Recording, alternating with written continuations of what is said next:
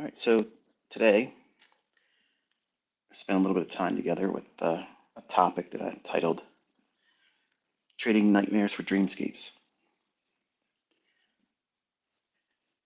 When I was a younger guy, I was 20 when I first started actually putting my mind to learning how to trade and taking risk and whatnot in the markets. Being prodded along as a 13 and 14-year-old and at 16-year-old at the Sunday morning uh, brunches that turns into grandma's lunches and dinners where the family would come together. I had an uncle, obviously, would keep prodding me, telling me all the time that the richest people in the world were traders of futures and options. And those seeds were planted way, way, way early in my life. And I didn't know at the time that that would culminate and basically grow into, what you see today. So when I first started, I came up in a time where that was my low point. Like that was my low point. I couldn't go any lower than that as a man, as a person, as a recent divorcee, and everything at that time was just darkness, gloom. It was very hard for me to be optimistic about anything. So I was living a night daily. There was no light, there was no, you know, optimistic perspective to hold on to. It just wasn't there. I felt defeated. I felt lost, really. I just didn't have a direction at all. And recently, upon divorce, I met a young lady, actually followed her home. Creepy, right? But we ended up getting together. And the few words that she gave one day when I told her, I opened up. And as men in the audience, you know this is very difficult for us to do. And women, if you're listening, hey, this is a life lesson for you as well. If a man ever opens himself up to you, he's laying his neck on your sword. He's literally trusting you with his emotions. He's trusting you with his frailty. He's trusting you with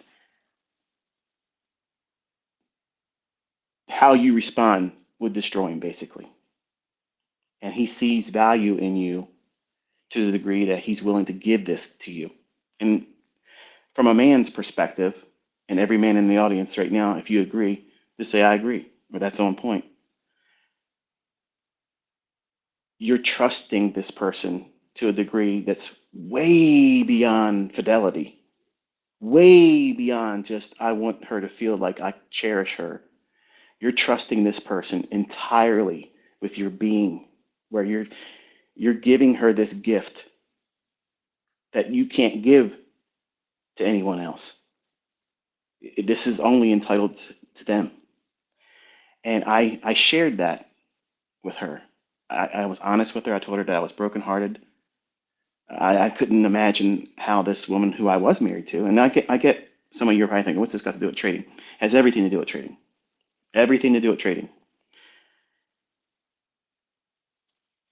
I was busted, torn up. And what I saw in this young lady, I wanted that more, but I needed to break completely away from the things that were shackling me. I needed to get away from all of that torment that I put myself through. I needed to somehow restore that old relationship that was absolutely not for me. It was toxic, and I tried to be the white knight in a scenario that there was no saving that situation. But God saw fit to put this young lady in my life, and I told her that I was very hard pressed to find any optimistic thing outside of her. and that I don't know what direction I'm going to go. And this is what I'm trying to do right now, which was learning how to invest and trade.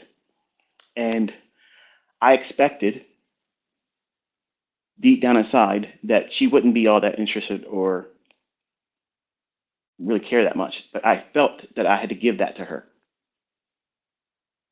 And every single day, every single day, when I wake up and I look at those markets and I look at those charts, before I talk to anybody, either online, on Telegram, anyone, I hear Shannon's voice.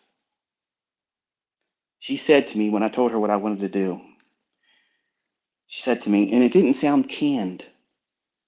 Like I believe she meant it entirely and sincere. She said, Michael, I've only known you for a short period of time, but you seem very focused. You seem very passionate about this. And if anything you put yourself in the direction of going after, I think this is going to be it for you. I can see you doing this. And you know what she did? She brought it up at dinner with her mother and father, with me sitting there. And man, I can't tell you, I can't tell you the level of just empowerment. Like I was like, well, this is it now. All those times my uncle spoke to me and said, you know, you got to do this, you got to do this, you got to do this, you got to do this. It didn't mean anything to me. I had started the journey, but not because of him. No disrespect to my Uncle Stan. But it just felt like, well, what was the option? Either I'm going to still work and do these 13-hour days and make no money, or make a change. And my degree wasn't getting me anywhere. No doors were opening up for systems analyst, despite my GPA and despite my affinity for trading, and I'm not trading, but for coding and being involved in that industry. I did it from sixth grade on, self-taught most part, and that's why it was easy for me to go through the actual academics of it. But when her father, Mr. Huff, who's gone on to be with the Lord, he looked at her and smiled, and he turned to me and he said, I've never heard her talk about anyone like that before. And I looked at her mother, and I was like, my face was burning. I was blushing like crazy, and the water was beaded up on my eyelid. And I was like, don't you dare let it drop in front of them. Don't you? But I couldn't help it. I couldn't help it because at that moment, these people weren't my family. But I fell in love with them at that moment. I fell in love with that element of family.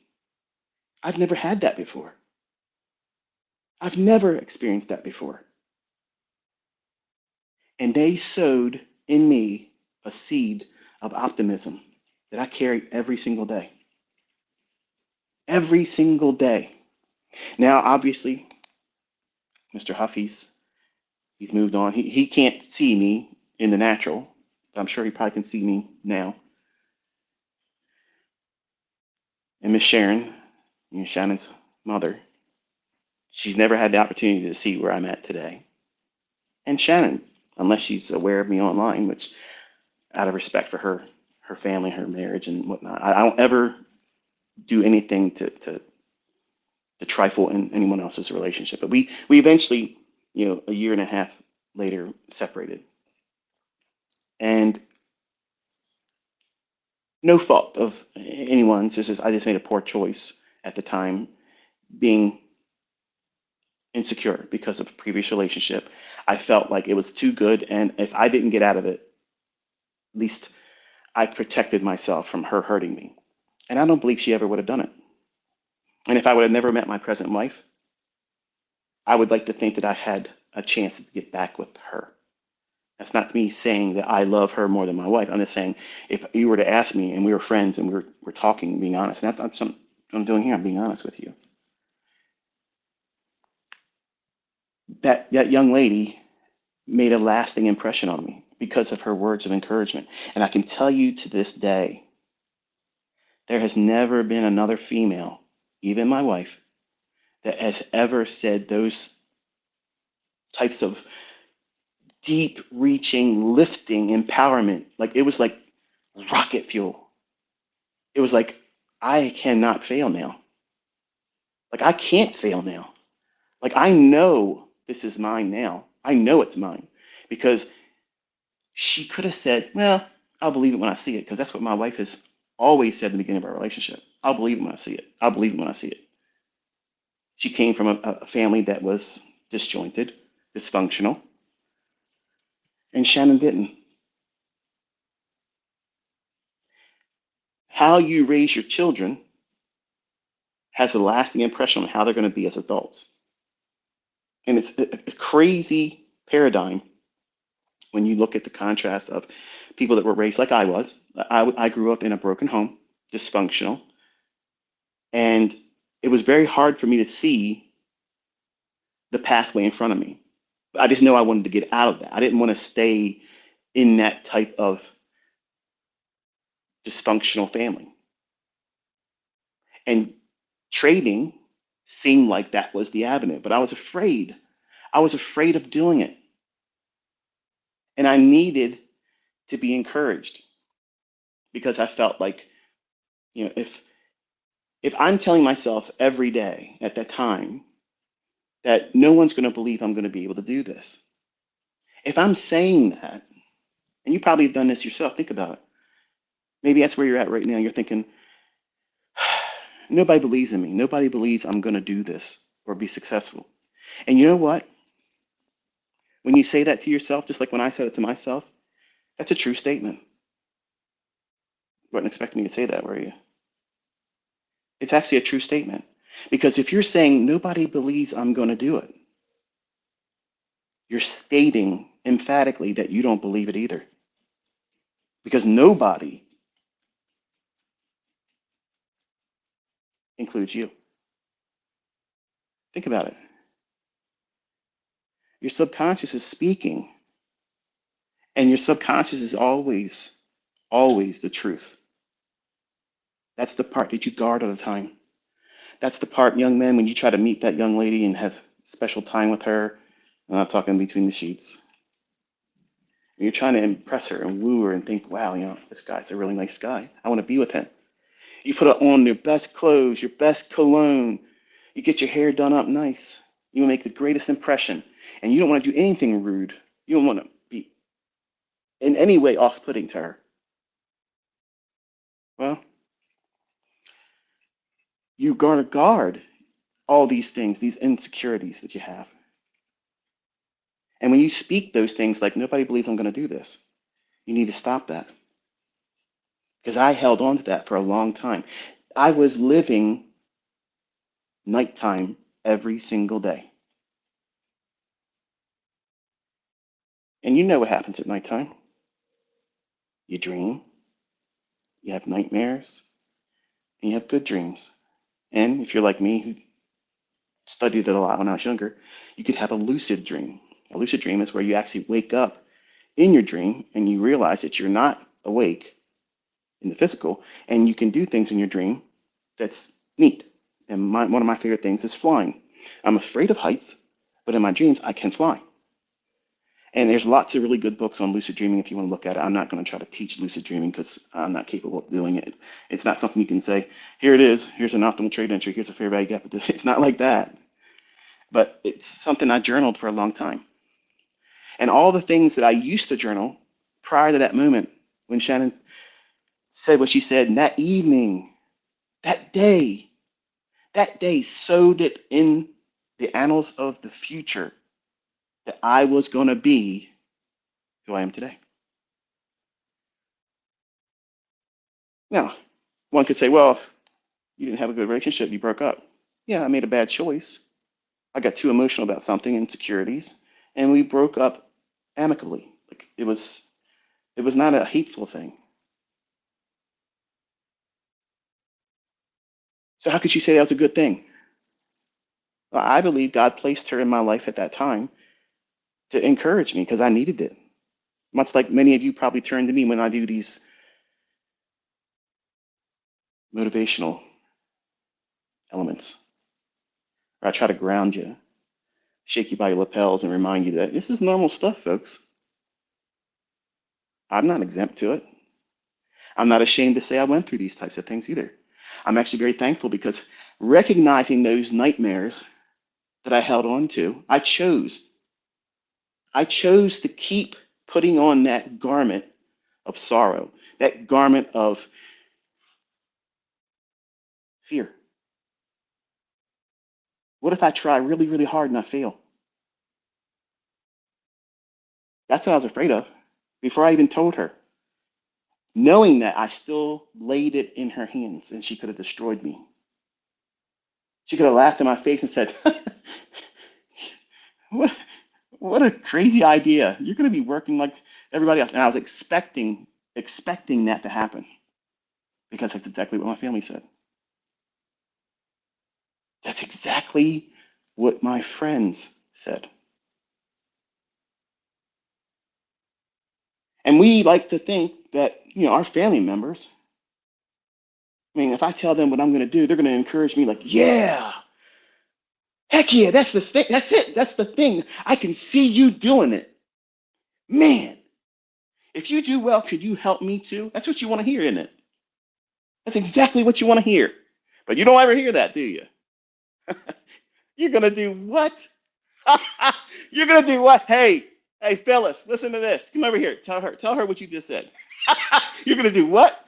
You're going to push some buttons and money's going to end up in your bank account.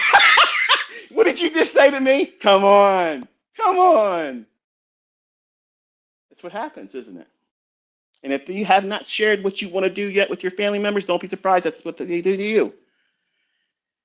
It's normal. That's normal. It doesn't feel normal when it happens. It feels personal. It feels like they're kicking dirt in your face. That's exactly what it felt like for me. At a time when I was already beaten up, tore up from the floor up, no direction in life. Feel like I wasted all that time academically and couldn't even land an interview. Resumes going out every single day, not one phone call ever. Now you can say, well, you're a failure. That's a testimony right there. That's a failure right there. You know what I see? I see a door being kept closed because I was never meant to go through it. Hello. That'll preach right there. What I spent so much time from sixth grade on dreaming of getting a good job, getting my name on a little plate on my desk, maybe having some people underneath me I'm in charge of. That's not me. That was never supposed to be me. As much as I thought it was, just like I thought my first wife was, that was my that was my queen. That was my one time and I'm one and done. Lost my virginity to her and I married her. Just like that. That's the kind of person I am. I didn't want to be a player. I didn't want to run around and see how many times I can get a dip. And we separated, and it put me in a state where, well, I guess I'm just like everybody else. And then I womanized, and I ran around and I did things with married women. And I have an oldest son as a byproduct of that. Play stupid games, win stupid prizes. You have all kinds of problems when you do things like that. But that young lady's words of encouragement, I carry them today. And when I talk to you, you think I'm talking to you, but I'm talking to my kids. That's why it feels genuine. That's why it feels like you know me. That's why it feels good when I tell you, I believe in you. I think you're going to do it because I believe in my children. I believe that they're going to do this. And all of you know me online. You never shared a meal with me. You never met me at a pub, at a cafe, in passing, but you feel like you know me. You feel like we've been friends for a long, long time. Because when I talk to you sincerely. It's not scripted. I don't even know what I'm going to say next. It just comes out. I let it all flow out evenly. And it's all based on real things I experienced and adversities. And if I can go through it and come out of it, and I'm not special, folks. I know some of you think I am, like to think I'm should be lifted up on a hero pedestal. I should never be lifted up on a hero pedestal. I have so many frailties, so many insecurities. I could never do what I'm doing right now if you were all standing in front of me. I'm introverted. You would never imagine the same person that talks to you like this. If we were in person, it wouldn't be like that. Why? Because it's deep rooted in my childhood. I was a quiet kid, so quiet, I was afraid to talk out loud because the things I was thinking, I thought I'd be in trouble. You can fill in the blanks on that. So, where am I going with this? Well, how's this applicable to you? Well, when I was young, I had a lot of anxiety, debilitating anxiety, fear of performance in life, getting a job. What if I don't make as much money as I want to? What if I don't get the job I want? What if I don't go where I want to go and work for the company I want to work for? And I would wake up with night terrors. You ever had one of them before? You just wake up and you're gasping for air. Now, I was fit as a fiddle back then, so I had no apnea. I had no nothing that would be classified as, oh, this sounds like sleep apnea. No, I didn't have any of that. I had crippling anxiety because my mind is supercharged. If you give me an idea and ask me to make this happen, or I have an idea that comes to me now, I can run with that and turn it into a success story.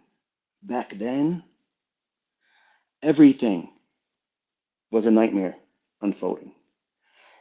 Everything was an impossibility.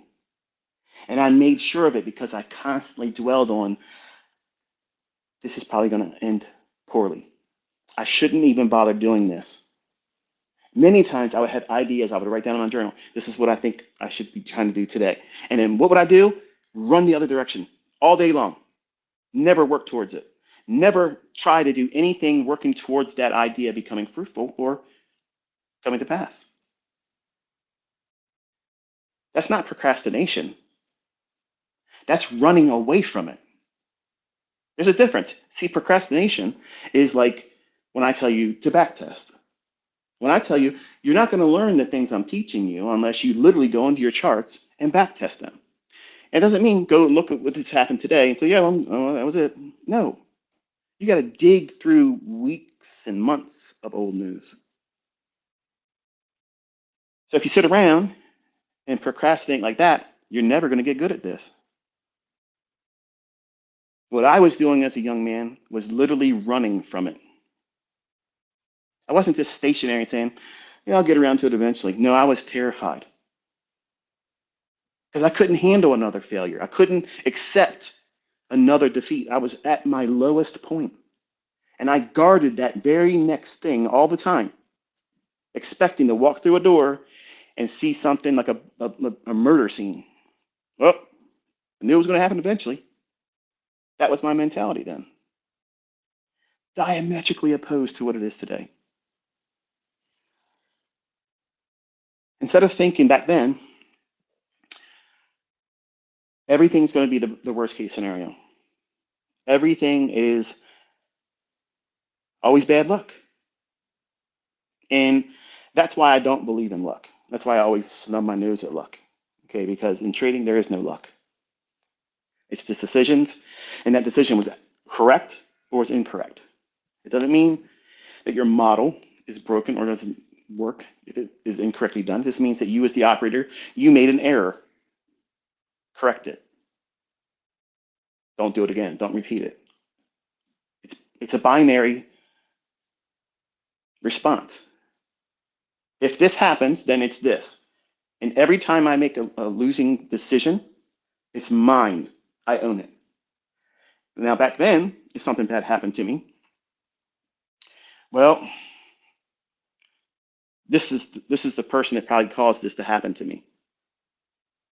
See, when you live a self-defeating lifestyle and you live in fear and toxic what if thinking, what if I don't succeed? What if I try really, really hard? What if I try so hard and I pour so much time and effort into this? Maybe even some money, even then. What happens if I fail? How embarrassing would that be? How demoralizing would it be if I work so hard and I fail? That's exactly what I fed myself every single day. Is it no surprise why I didn't have any ambition to pursue any of the ideas that would come to me? Of course not. It would come to nobody's surprise. But see, that's the benefit of hindsight looking back at it now. But when you're in the thick of it, when you're living it, you can't see it any other way. And you might be there right now. You might have tried trading. And if you're really, really honest, and I'm asking you to be honest, not with me, you don't need to share it publicly as a response to me, but be honest with yourself.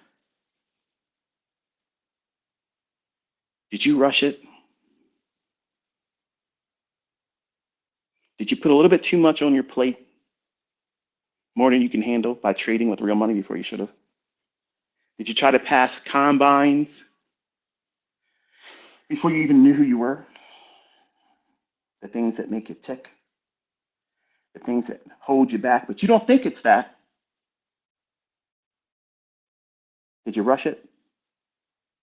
Did you jump in and plunge before you really knew what you were doing? Because I think if you were honest, you would admit that that's exactly what you did. You see, there's lots of people out there that are making money. Believe me, they have no problem showing it to you. There's nothing wrong with that. In many ways, they're doing what I did as a 20-year-old. You had to broadcast it because I couldn't believe it either. I couldn't believe it. I had to show everybody, not just because I wanted to twist that knife and rub salt in the wound for everybody that said I would never be able to do it, but I physically could not believe it. Remember, I'm an avid lucid dreamer. I didn't know half the time if I was conscious or if I was in a lucid dream doing what I thought I should be doing. Sounds crazy, doesn't it? Sounds like wild, but that's a dreamscape. I moved from nightmare to dreamscape. I was living my dreams. I was not enduring my nightmares. And I didn't recognize that right away because I was doing things after the words of a young lady that I was falling head over heels in love with. And her family literally just gave me the invitation to, hey, listen, don't even bother asking me, son. Give her the ring and welcome to the family. That's how I interpreted that. And true to form, once I started making success and I shared with her, look, this is what I did. I made $11,000 today. Wow.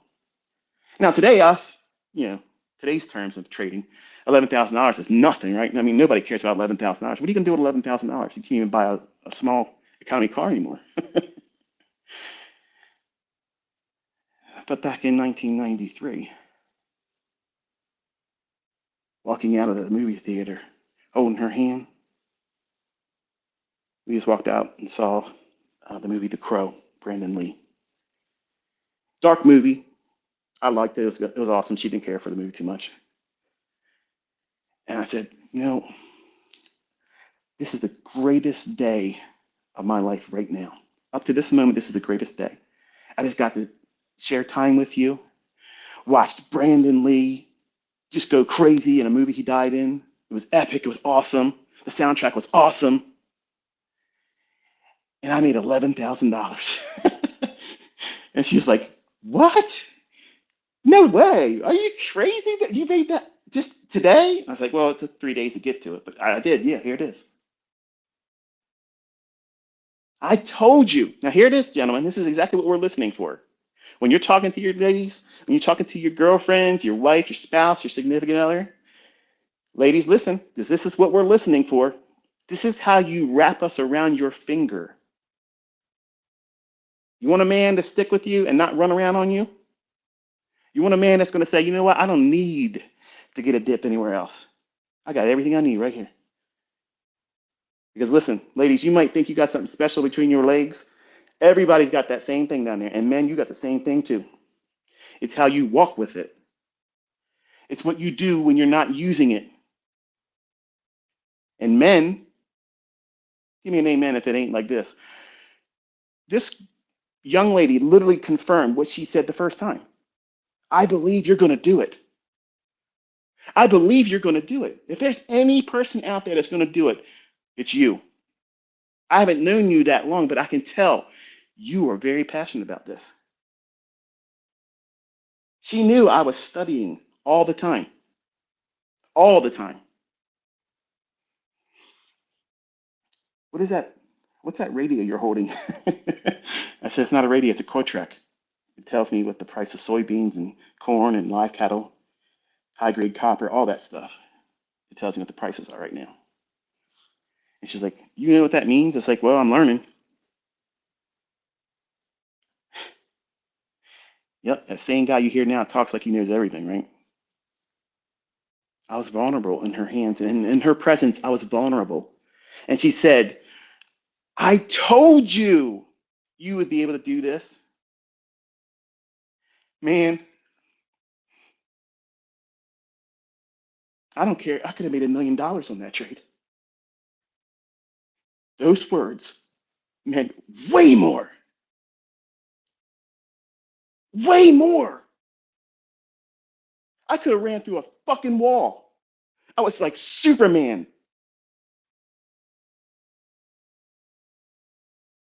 Ladies, you give your man that, he ain't going nowhere. He ain't going nowhere.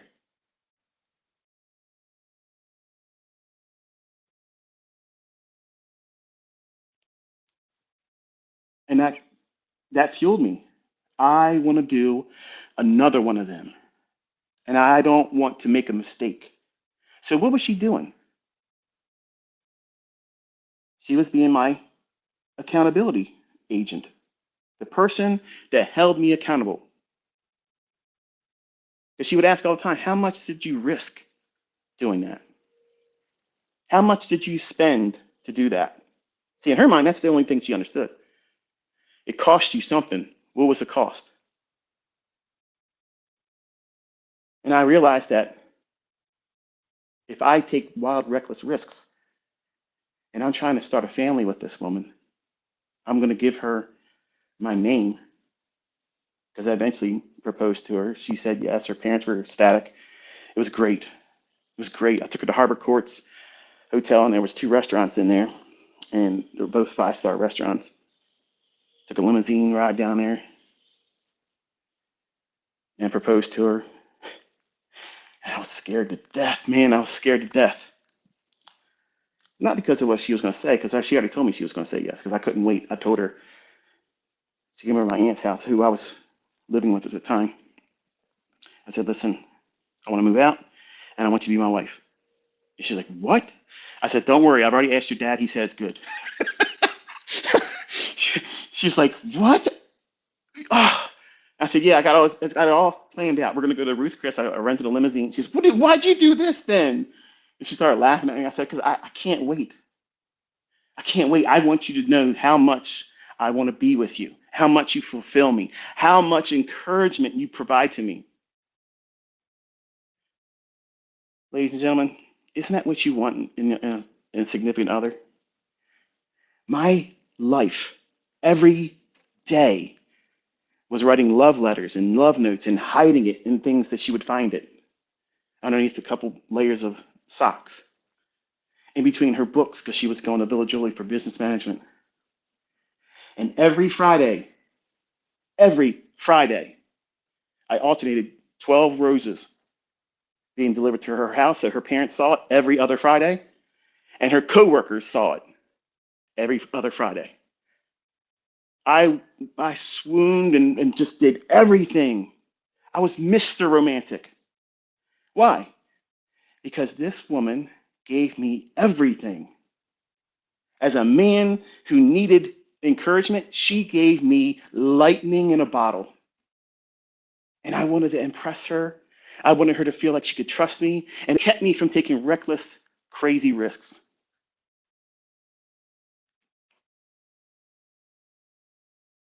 Think about that. You want to succeed in life, you want to succeed in trading, your home life's got to be right. You can't be of two minds. And if you're out there thinking, well, I'm with her for right now, she's my right now thing, she's my right now girl, my side piece, I keep it from her view. If you're living like that, I'm going to tell you right now, you're going to fucking fail in trading. You're going to fail because what you're doing is all for you. Just you. You have no purpose, no measurement, no guidelines, no boundaries, like a cowboy, like a drunken cowboy. And you can't sustain that kind of stuff. Sure, you might get a lick here and there, catch a little bit of this and catch a little bit of that and look real good. But eventually, what happens, you're going to see something else that catches your eye. And you're going to step outside that relationship that you have with that right now girl and your side piece to chase something else. Because you have no morals, you have no character, and you have no discipline. And you're not happy. So you're with that person right now, occupying a space that you're really reserving for someone that you probably will never meet because you keep making all poor decisions. You're placing yourself in bars on the weekend, wasting your friggin' money, smoking weed, drinking too much, doing stuff you shouldn't do, instead of focusing on where are you going to be in 10 years? Where are you going to be in 5? Are you going to be able to support yourself? How about a family? You see how things are expensive right now? Jobs ain't doing it anymore, folks. You got to find ways to make money. And there's no better way than what we do in trading.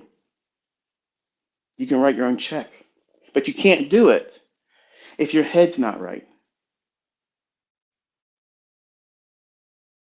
So this is what I mean when I say, you gotta fix a lot of things, and you discover a lot of things. Many times I've had emails from men saying, "Listen, I've been trying to do this, and I'm failing, and I'm not being able to find consistency, and I lose, and I do stupid things."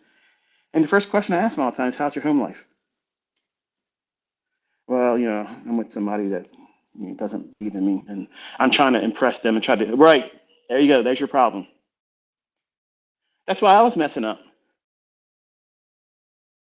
I changed my direction in trying to impress someone that didn't want to be with me, that never, ever, ever gave me those words of encouragement, cheated on me, and then I find someone new who did everything opposite. And I wasn't trying to impress her with, I'm smart. I wasn't trying to impress her with, I made X amount of money, but risking too much. What kind of message would that be? Because she's asking for the analytics. How much did you risk to make that $11,000? 1,200 bucks. Wow, that's good. Wow, that is really good. What is she processing in her mind? Remember, she's going to school, Bill Julie. She's in her third year of business management. She's thinking, this guy's a keeper. He's not a gambler.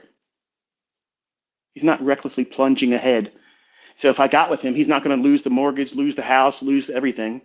He's not going to put our nest egg, if we're putting it, aside for the future. He's not going to put us in the poorhouse. I recognize that. I'm thankful that I was able to be astute enough at the time to recognize that. Because if I would have been the cowboy I was trying to get my ex back, I think that I probably would have sowed some discouragement. And because I was transparent with her, and she was sincere. She never poured it on thick. She never said over the top, embellishments of, oh, well, you're just amazing. She just, out of the blue, we would be sitting there and she'd think to herself, and she, you know what? I was thinking about this today. Like, you literally look at those things on that paper, because back then it wasn't like we have it now right on our phone. We could just push a button. I had to physically draw the charts, open, high, low, and close. And I was doing it with like 18 markets. Tedious, very stupid. Should have just picked one. And my real success came when I came to just one and two markets, bonds and S&P. But she would say to me, like we would be in the mall, and she would turn to me and she starts smiling. She says, I think it's crazy that you do what you do and you can make money doing that. Like, that's wild. She never asked for anything. She never asked for anything. The girlfriend got an $11,000 engagement ring in 1993. Do the math on that. Do the inflationary markup on that today. That was the biggest one I could get at Nusinoff at the time. Charles Nusinoff. And why did I go there? Because Sharon, her mother, said, listen, we already accept you, but at least check the display down there. I'm like, okay, well, I got to make sure mommy looks, like she's got it together. I had to give back the Littman's marquee diamond ring that I got her. That was the one she said yes to. But when we were in Harbor Courts Hotel at the restaurant, and I was kneeling down in my attempt to hide my shaking, trembling knee because everybody was staring at me. So you hear me in the way I talk. I'm not that way in person. I'm quiet. I'm reserved. I'm always sitting in the room with my back in the corner and I'm observing everyone else. I don't walk in the room and try to command and own the room. But you would expect that the way I talk to you in these presentations or in my videos. Why? I have authority in that area, that arena. I have authority there. But if you meet me, you're not on the other side of my trade. You're meeting me as the person, Michael. I'm very reserved.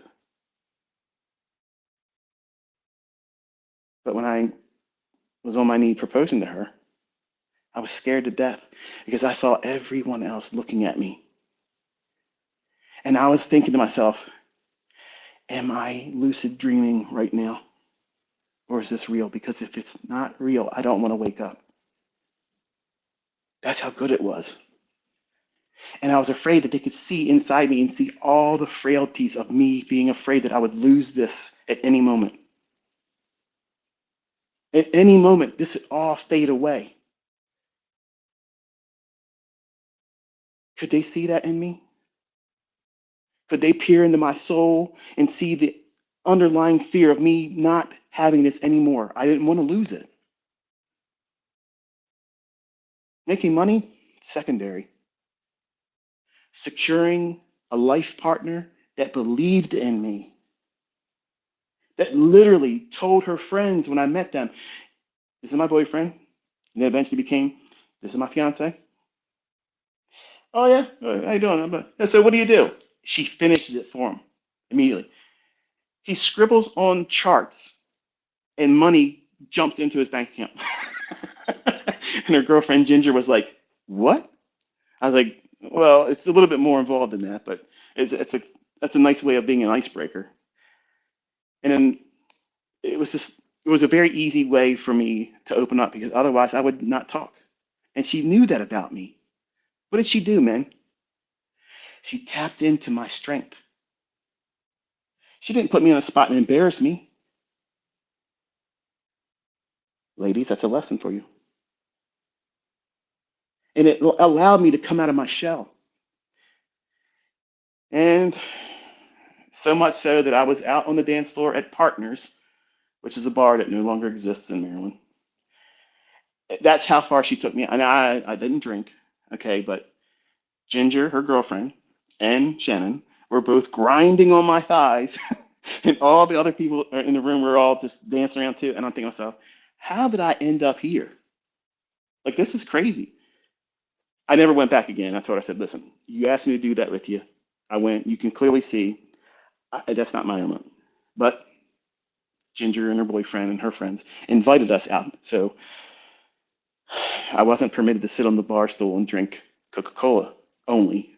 I had to get up and stand on the dance floor and let the viewers at least see me attempt to be a dance pole, apparently, because that's about the equivalent of what I was doing. Fun times, but uncomfortable too. Now, insecurities creep in later. I'm making big money, really big money. And I have a particular family member who I had a lot of trust in. And they sowed an idea in my head that started taking over. And I can look back now and see it's the enemy, but I didn't recognize it then. What happens if she's just with you for your money? And while she never asked for anything, she never had to. I would always ask her mother, is there anything that she wants right now? And I would leave it on her bed. I would get her keys and put it in her trunk and then tell her, hey, look, can you check your trunk? I think I left my hat. And she'd find it. I would do stuff like that all the time. But I knew enough to know that she was sincere about the encouragement she gave me. But this family member made me start thinking, am I really pouring on too thick, buying her affection?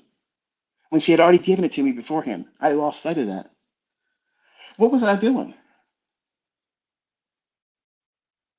I was worrying about the money. Just like that happens in your trading. When you worry about the money, you lose. You make stupid decisions. And I made a dumb decision. I made a very, very dumb decision then. I gotta be careful how I say these things because it makes it sound like I'm regretting being married to my wife. I'm not regretting at all being married to my wife. But I can tap into my younger years and tell you and relive them. If I hand you my diary, it would be just like I'm saying it right now. It reads like a novel. I have always looked back and thought to myself, how would my life be if I wouldn't have listened to someone give me the worst idea to focus on, worrying about an outcome that never probably would have ever happened? The enemy introduced what if thinking again on the toxic level. See, I didn't look at Shannon every day and think, what if this doesn't go well? What if this doesn't, until this person, my family member, said, look at all the money you're making right now. I can see it now as jealousy and envy, and they wanted to disrupt a storybook ending to a very, very rotten beginning of a life. And that's what family does. I hate to admit it. I hate to be the bearer of bad news. I know, some of you will say, no, not my family. Listen, if you look around, there's one in your family. There's one that everybody wishes didn't come to the cookout. There's always one of them that says, well, he's got some issues. She's got some issues. And unfortunately, as a young man, that's the one that held a whole lot of influence over me as a young man. And then because that idea was placed in my head, what happened? I started looking for signs that, is she a gold digger? Is she a gold digger? No, she never was. But I was looking for it. And if you look for it hard enough, you'll find it. And I never called her outside of her name.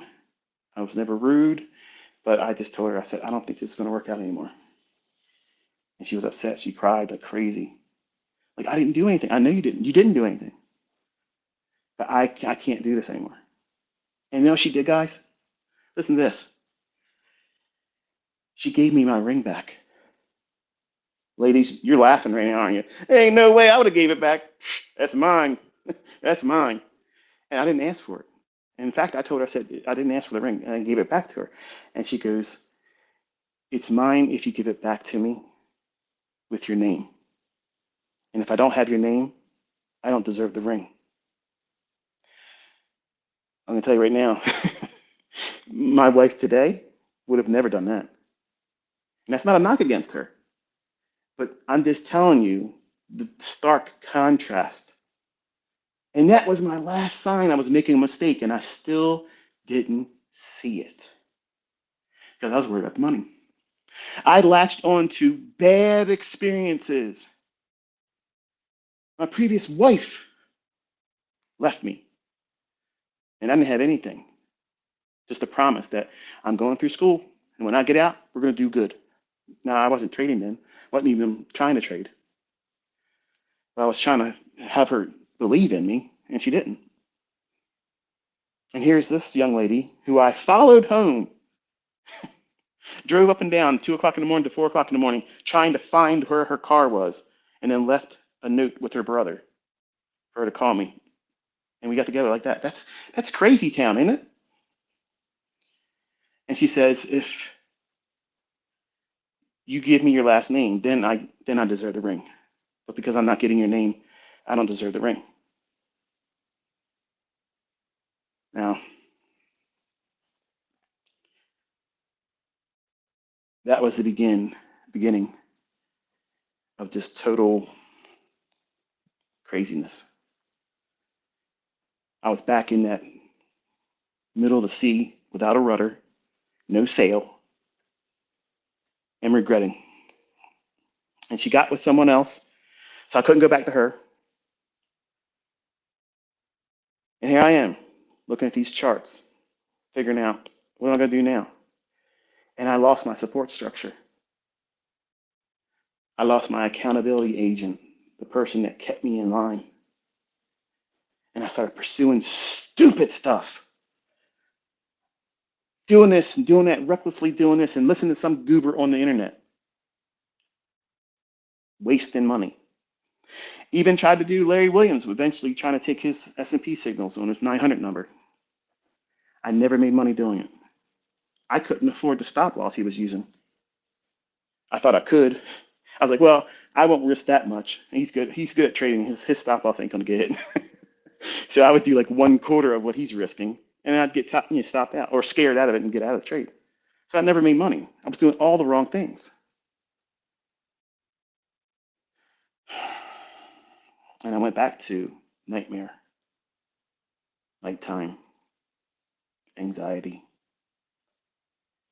and pushing the edge too hard and losing sight of why I was even doing it.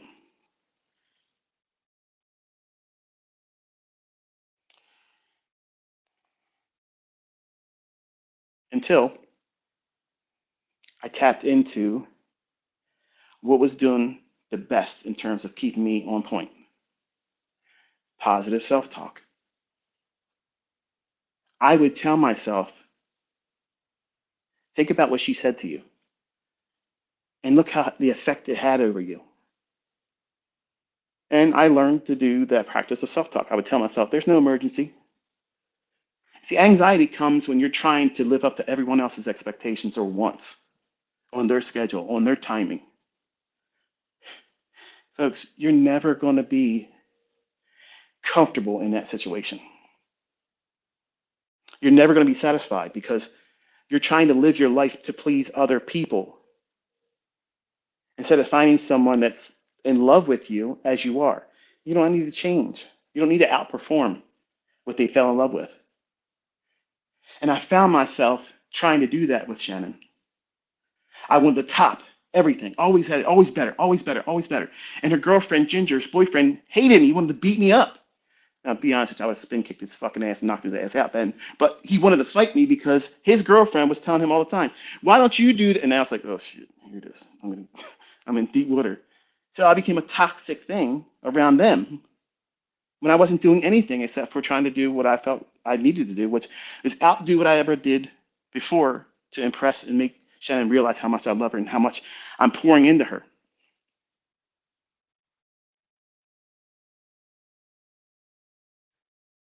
If I was with my first wife and I had that kind of money coming in, I would have been taken advantage of like crazy. It would have been like holding on to a losing trade and giving it more money. All right, well, I'm down $10,000. Let's just buy five more contracts. Let's just average into it. So I thought about what she gave me, and I hold on to it every day today. I think about those words. I hear her voice exactly as she said it, and it makes me feel good every time. Every time I think of it, it makes me feel good. It encourages me. It reminds me that, you know what? I believe that was the Lord just tapping me and saying, listen, I've been trying to tell you your entire teenage life, this is where you're supposed to be at. So I had to use her to get your attention. So he got my attention, obviously.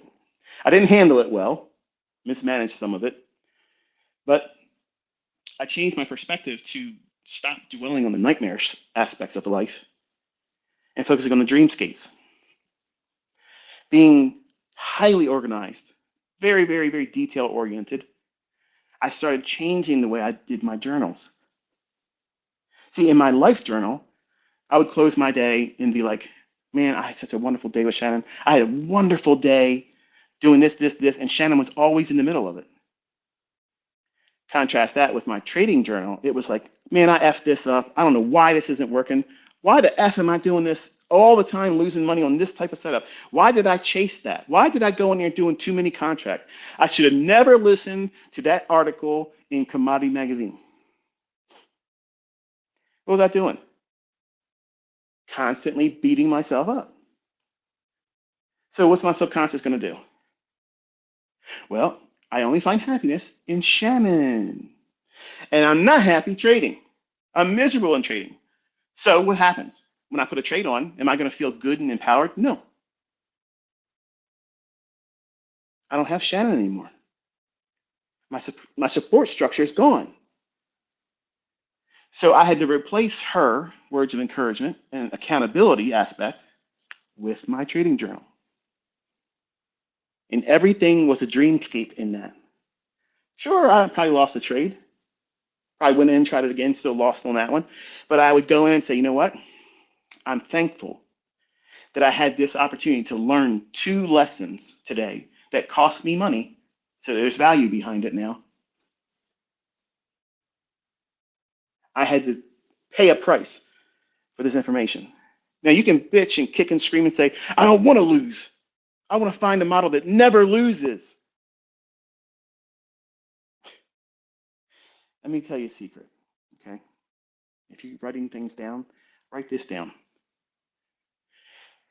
Every trading approach or model is perfect. It's perfect. It's flawless. It doesn't have any losing transactions. Bet you never realized that, have you? Every system, every application, every indicator, every buy and sell indication you would get as a trader, no matter what you use, it's flawless until you go in and F it up. You can flip a quarter. Heads you buy, tails you short. Or simplify it like this. When you're bullish, if it comes up heads, you'll take action and engage. If it comes up tails, don't take the trade. Only risk 1/4 of 1%. Over a year, you're gonna make money. Don't believe me? Test it. Test it. Because you're removing the emotions. You're removing the outward stimuli that's causing you to take a trade with more contracts as you should. We mess it up because we're holding on to toxic baggage. The last 5 trades, man. You don't know, ICT. You weren't there, man. I'm at the verge of blowing my combine or losing my funded account. Yeah, I get it, man. I get it. I've never traded those sim prop firm company accounts, but I've been there. I've been there where I'm at the point where the account's going to be blown. I'll have to add more money. I've been there, but you have to sweet talk yourself. Remember, you got to be honest, like I was with her, and she reciprocated sincerely and encouraged me. That's exactly what you do in your trading journal. You have to love yourself. You have to care about yourself enough not to talk down to yourself. Do not punch down on your developing future self. If you do that, you're going to stagnate and stunt your growth, and you're going to make it miserable as you go through it. You want to make it longer than it has to be? Talk toxic in your journal. Share your journal with someone else, and you're going to set yourself up for ruin. You got to be honest. Be able to pour yourself out in these journals. Sweet talk yourself. Start looking through the lens of a dreamscape where there's nothing negative. You ever notice in a dream, a good dream, there's no villains? Think about that. There's no, well, something bad could have happened here. That stuff doesn't happen, does it? What is your brain telling you? It's removed all of the toxicity of the everyday living, and it's focusing on nurturing you. That's what that good dream is doing. It's therapy for yourself because you're going through something. And then you have nightmares. When you have nightmares, when things are going good. Why? Because deep down inside, you're afraid shit's about to go tits up. That's how the brain works. I've never had a bad dream, ever, ever, ever, ever, because I had a bad day. They always happen when I had a good day and I went to sleep and my brain was readying myself for, okay, eventually, this is what's about to happen to you. You're tied up on a railroad track, and the guy's laughing, grinning over top of you, and he's got his boot on your neck, laughing. He's going to jump out of the way before the train gets here, and he's going to run you over. Really far extreme, obviously, but it's just to make light of not something funny. But we wrestle with that. And because I have a very, very aggressive mind, it's a hyperactive brain, I easily lose attention on something because my mind's going 1,000 miles an hour, constantly, constantly, constantly. I'm always dealing with a thought or some concern jumping in ahead of the front of the line. And I feel like unless I'm highly organized, I spend my time anxiously worrying about not managing the ideas that jump in front of me. That's what a hyperactive, creative mind does. But see, today they'll call it that attention deficit. You're retarded. You're something wrong with you. You're not. In my earlier years in school, I sucked at my grades because this was not, I knew enough that I'm not going to do this stuff when I get out. Like, this is all dumb. Challenge me with something. And when I started learning computer programming, suddenly, math and science, I excelled in. English, not so much. Social studies, not so much. But math and science, bam! I'm staying over after class. Math teacher looked at me like, don't you do anything outside of school, like baseball? And I said, yeah, I did. I dropped that. I want to learn this. I was learning basic language. Why? Because it interested me. So if you were going through school and you felt like, well, I didn't do good in school, it's not because you're a loser. It's not because you're stupid or you're retarded or you have some learning disability. You have a supercharged brain. God blessed you with a brain that's absolutely phenomenal. He gave you something that he knows if you listen and obey what he's laying in front of you as opportunities to use it, you're going to do things way beyond the average person, way beyond it. But this world's lying to you, saying, yeah, you got a learning disability. Let me put you on some medication because they want to make you stupid with the medication. They want to dumb you down. That's what they do. Everybody, look, let me tell you something. My youngest son, we had him assessed, and he said, well, he has a learning disability. And I said, he ain't getting no medicine, and I'll homeschool him, thank you. This boy has the most beautiful creativity and imagination. You give him anything, paper, wood, plastic, metal, he can put things together and shape things and sculpture things. And like he made a puppet, a hand puppet, okay, when he was 5 years old. And my wife and I were like, what in the world? And I'm not talking about like a sock with some buttons taped on it. Like he went through the whole process of making it, and there was no website that taught him. He just sat down in his brain and said, this is what I'm going to do. I'm going to use this, cut up an old t-shirt here, use this stick over here from a pennant flag to use to make one of the arms move around. And he, on his own, he did that. Retarded, stupid, held back, unequipped brains don't do that. Okay? But that's what the world will tell you. They're constantly beating you down. They're constantly beating you down. And then here you are, just like I did. I'm taking that mentality and placing it right in my journal. Why are you wasting your time talking down to yourself? You need to stop that stuff. You need to cut it out. Because the only thing you're doing is reinforcing the anxiety that you feel. And that anxiety will manifest itself in performance anxiety. You can learn every possible scenario to trade with my material or anyone else's, and theoretically know exactly how to do it.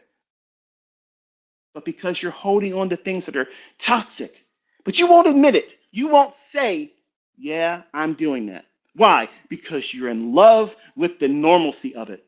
See, it's normal to you to hold on to that toxicity. That's why abusive relationships last as long as they do.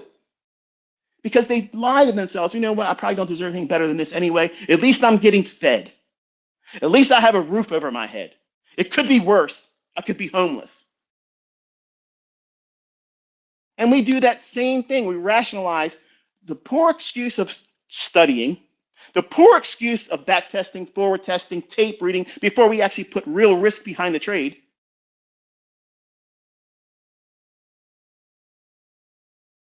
And then we make a mistake, we kick ourselves in the teeth. And if that ain't bad enough, you solidify it and you talk down and you vilify yourself in that journal and you think that you're doing something constructive. You are. You're constructively tearing down any future chance of you succeeding doing this. And if that hurts, good. Let it sting, because you have to know that what you're doing, if you're doing that, it's wrong. It's wrong. You're holding yourself back. You're stunting your growth, and you're filling your mind with, instead of creativity, instead of saying, well, this is what I've been doing. In the last 6 trades, it's been a losing trade, so I know this stuff doesn't work. There has to be some kind of angle. ICT's got to be some kind of a fraud. He's paying these people to put out there like they're making money. It's all fake. It's all fraud. You start thinking about this silly shit and you think it's real, because you have to make an accountability outside yourself. It's something outside of you instead of it's you. You can't. This is one of the biggest things I learned from Larry Williams. See, what I'm talking to you like now, that's what I got from Larry Williams' 4 video tapes. I could care less about the things he was talking about technically. I knew that like the back of my hand. When he would talk about, you got to be responsible.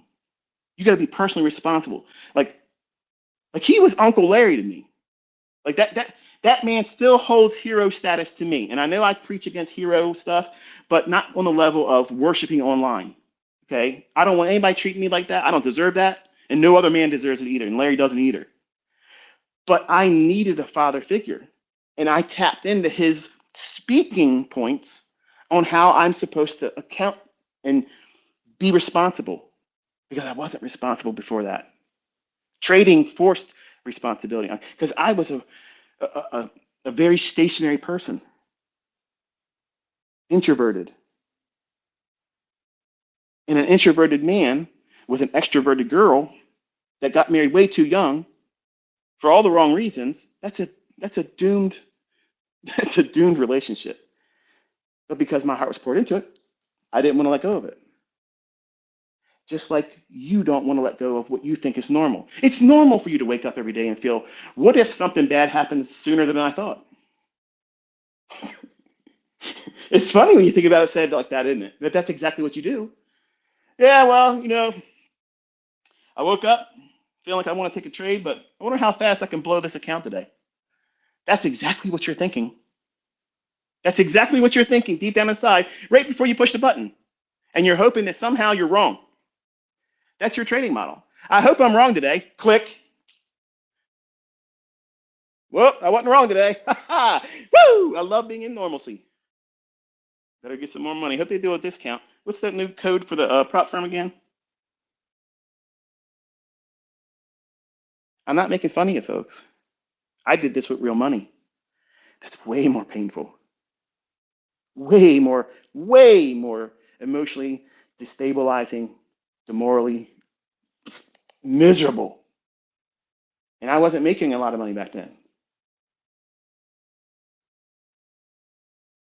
So you have to pour yourself into laying a dreamscape. Cheerlead yourself in your journal. Instead of saying, what if something really bad goes on? What if I lose? What if I blow the account? What happens if this doesn't work on my next 10 trades? Change that to, what if I've waited too long to be disorganized? How incredible will I see my results turn around and be more consistent when I'm not focused on the adversities that could happen? And I don't know if they're going to happen, but if they do, that's why I have risk management. That's why I have a stop loss. That's why I don't over leverage. See, when you have a system and you have an organization and you have a model that you say, I can't trade more than this many contracts. I can't take more than this many trades per day. I can't risk this much money on any one individual trade. You know what that does? See, men, we think that is, you can't do something. You better not do it. You better not. And the young punk in us sees that sign, says, don't walk on the grass. What are we going to do? Say it. You know what it's going to do. I'm going to moonwalk on that. That's how we're wired. We're cavemen. We're like Neanderthals. You have to do this. You can't drive faster than 55 and don't cross the yellow line. And what do we do? The guy in front of us is going too slow. Get the fuck out of my way. I'm crossing the yellow line and I'm doing 85 miles an hour in a 35-mile-an-hour zone. Why? Because I'm a fucking caveman. That's why. I'm just wired that way. But you can't do that in trading. You can't do that in trading. You're going to have your hinder parts handed to you expediently. It's going to happen just like that. You're going to think you're special. They happen so quickly for you. That's service with a smile. You got to tell yourself, what if I get 5 winning trades in a row? How exciting is that? And if it happens that you get a losing trade, you don't go in there, oh, well, I blew that. You say, you know what? This is what I learned from taking that loss, and I'm glad I only lost a little bit. I have this much money still in my trading account, and I am getting experience. I am learning how to manage losses. Done. Done. You're not, I got to get back real quick. I got to grab my club, walk outside my front door of my cave and go find something and bonk it on the head and drag it back to my cave because that's what a caveman does. Cavemen don't make good traders. You don't see any cavemen trading. But you have to trade your nightmarish perspective for a dreamscape perspective. You got to really energize yourself and focus on the positives of everything, even if it's a losing trade. That is experience that you can't pay for outside of what your loss was. You can't buy that in a book. I can't sell you that experience. You have to experience it.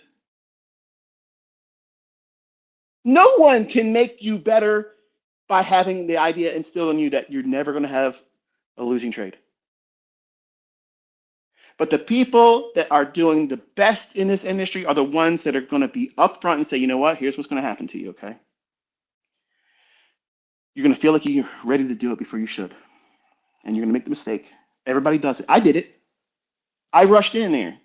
I rushed in and I had my ass handed to me in one day, and it scared me. But that lesson I still hold today.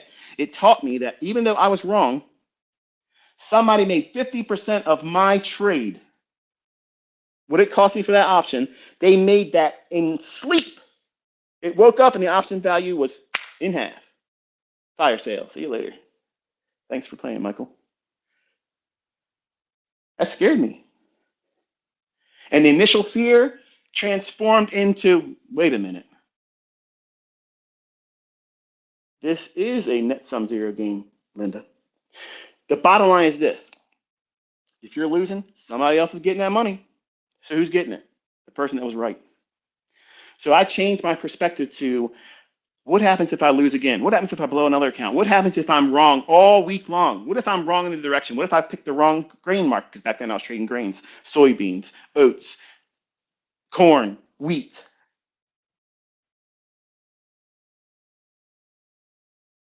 I said, you know what? I'm going to strip this down and remove all of these moving parts. I got too many things, like a kid in a candy store. I don't know what I want to grab next. I need to focus on one market, bonds. And I was interested in S&P. And here's the thing, okay? Here, you want to see influence and the effect in my life? I was killing it in bonds. But because I kept watching those videos, Larry Williams saying, you know, I made this much money in S&P, I made this much money in S&P, I made this much money in S&P. What am I hearing? You better be trading S&P or you're not going to be like your hero. Come on, get like Larry, boy. Get your ass in there and trade the S&P. Come on.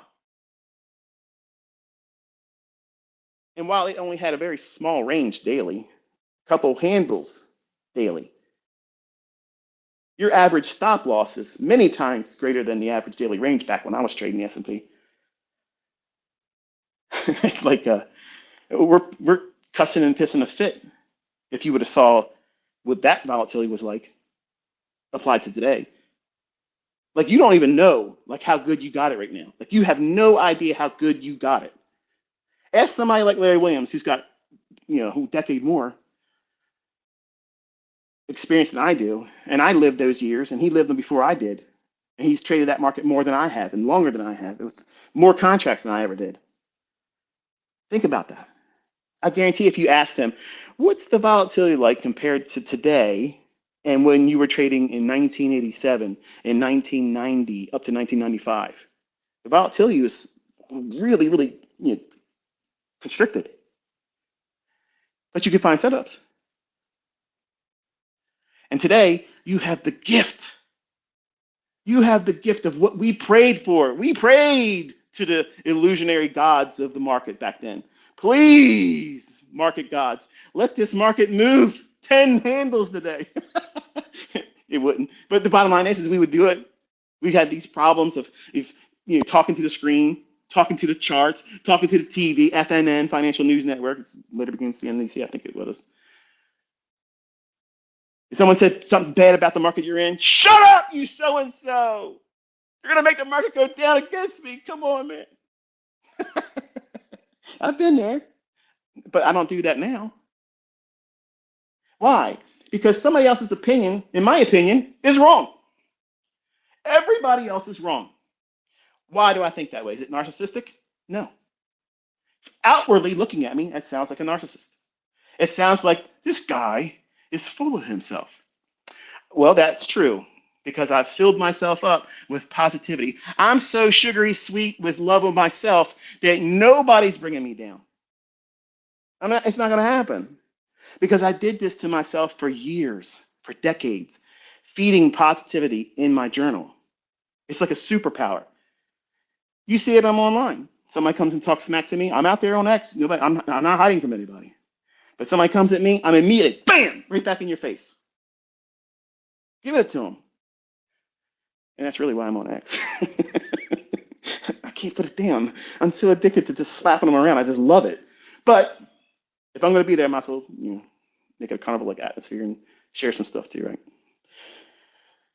I know for the guys thinking right now, but why aren't you on Telegram right now? You've been real quiet in Telegram.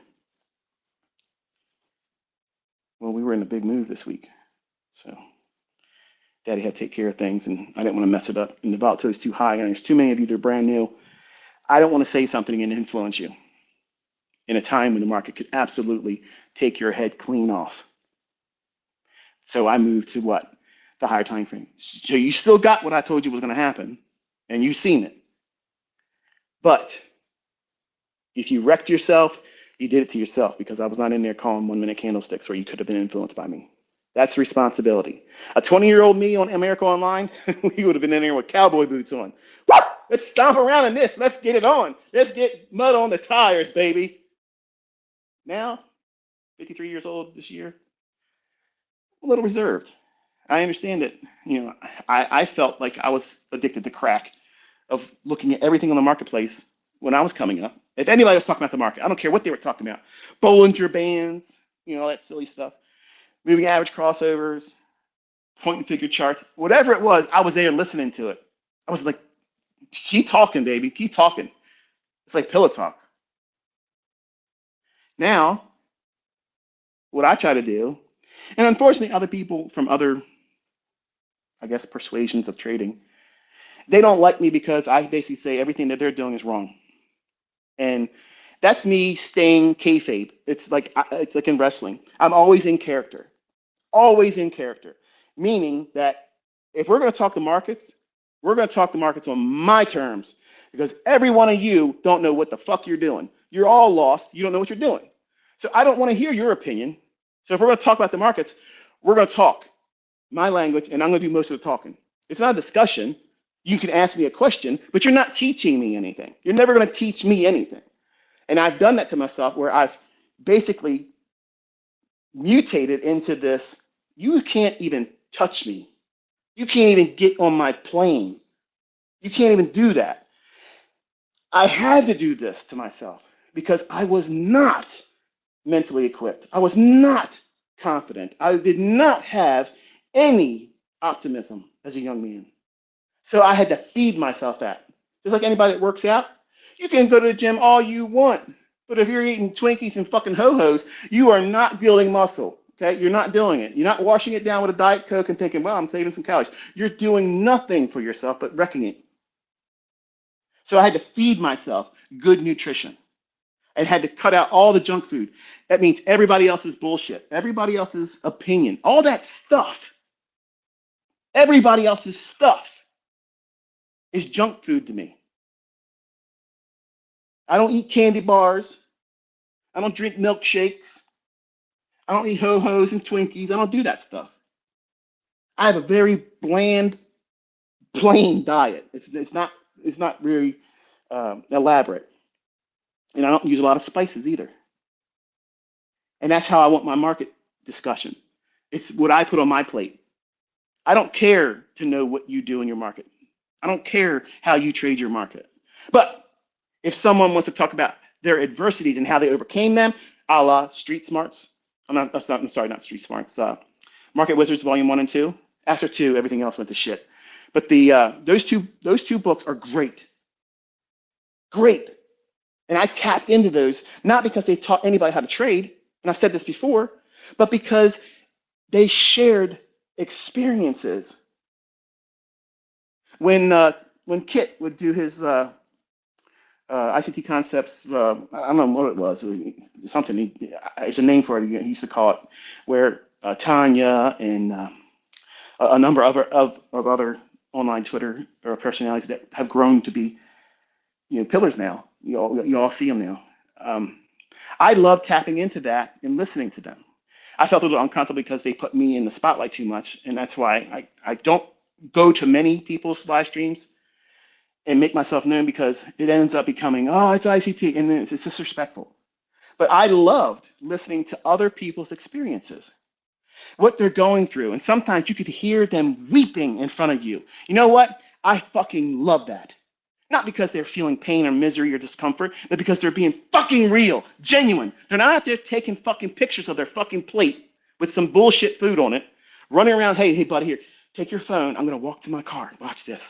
They're gonna love this. This fucking car doesn't mean much. It doesn't even cost that much. But guess what? I'm walking with some music added to it. Look at this, like a fucking montage. Look at me, man. Look at me walking. Look at me walking. That means I'm absolutely the best fucking trader in the world. Come at me, bro. They weren't doing that. They weren't doing that. Everybody that came up and Kit allowed that voice to be heard through his presentation in his space, they were talking from their heart. And the ones that got down real deep and showed their vulnerability, I was weeping with them. They tugged at my heartstrings because I lived like that too. I went through that. I went through the times where nobody thought this was going to pan out. They weren't convinced at all that this stuff was possible to make money until I pulled their fucking annual salary out of their fucking ass with one fucking trade and said, don't you ever tell me I can't do something. Don't you ever tell me that I can't do this. You might recline and you sit back in your chair and say, this is living. I got 40 hours, and maybe if you're doing manager, 50 hours minimum. I got insurance paid for. I got a mortgage being paid for. I'm fucking set, baby. That ain't living to me. That's slavery. And they brainwashed your ass thinking that this is living good. That's the American dream. Fuck you. It's a nightmare. That is a nightmare. You got to change your perspective on what they say is success in this world to saying, I don't need to get up and do shit today. I got money making money for me whether I push a button in trading at all, ever. Taking down annual salaries of a fucking doctor every single month, and I do nothing. Nothing. Beat that shit. What's the percentage return on doing nothing but making that every month? What's that going to work out to be? Well, you don't do shit.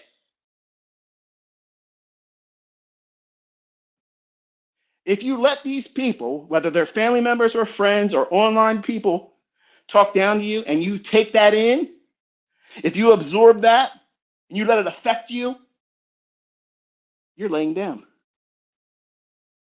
You joined the nobody class in that statement. Nobody believes in me. You got to change that. Everybody else is doubting me. Fucking good. I love it. Because it's going to be so much sweeter when I just live my life and they got to lick it up. They got to lick it the fuck up. And I ain't got to say shit. All I got to do is walk out, get in my fucking car, and live. Be seen in public. Be seen. Wow. That guy, I bet you he's got his shit together. Bet you she's got her shit together. All you influencers, okay? Some of you I like. You need to tone down all the proof with the materialistic stuff. Because what you're doing is exactly what the mistake I made when I was 20 years old. I was projecting. Look at me, I'm successful. I wasted too much money on this car. I wasted too much money on this bullshit. I've wasted too much money on jewelry that I don't fucking even like. But guess what? I'm doing it because I know it's going to get your attention. Because I need your attention. Back then, I needed it. I don't fucking need your attention. How many videos have been putting up? I don't even want to do it. Like, I don't want to do it. I'm at the latter portion of my life. And all of that carnival-like atmosphere isn't that interesting to me anymore. Once in a while, I'll come out here and pull something out like this, and some of you are probably thinking, oh, he's back to cussing again. When I get passionate and energetic and I'm living old memories, it's going to tap into real emotion. And if that's offensive to you, deal with it.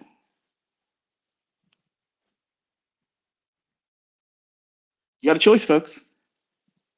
You're going to live in nightmare, or you're going to thrive in dreamscape.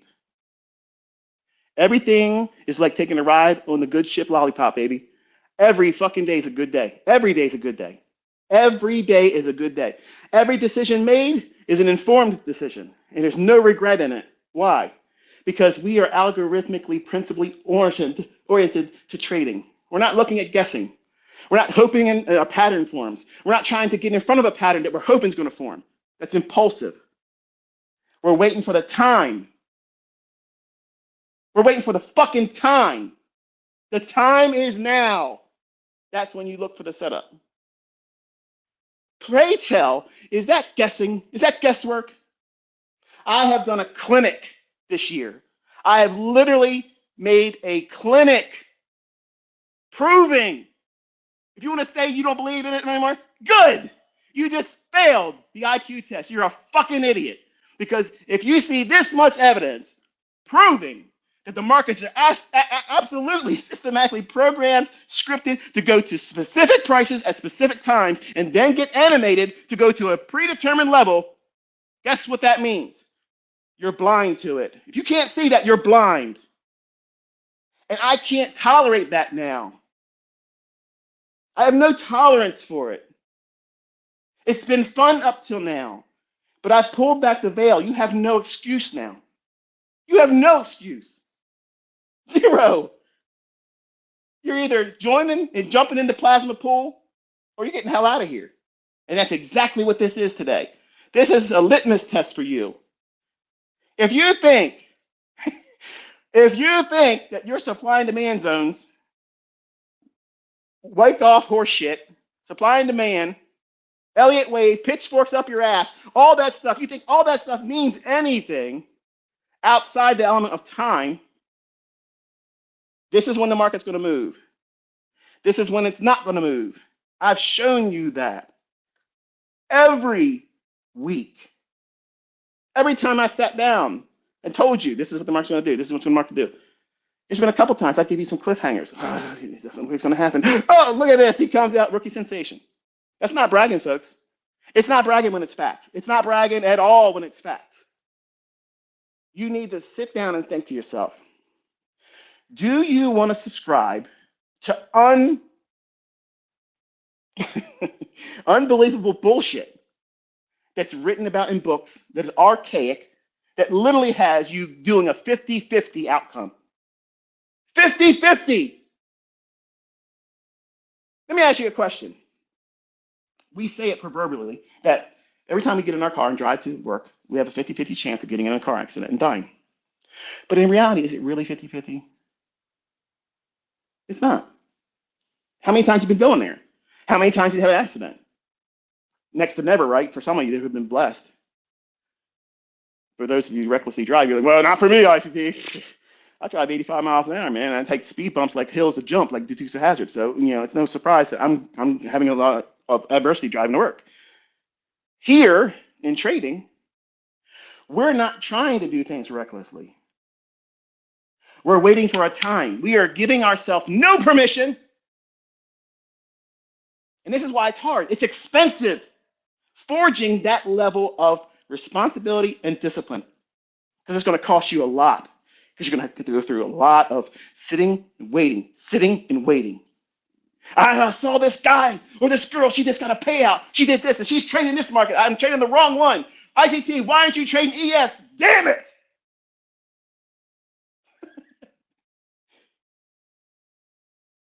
You need one market, folks. One. Limit your focus to one. And let that be your entire career.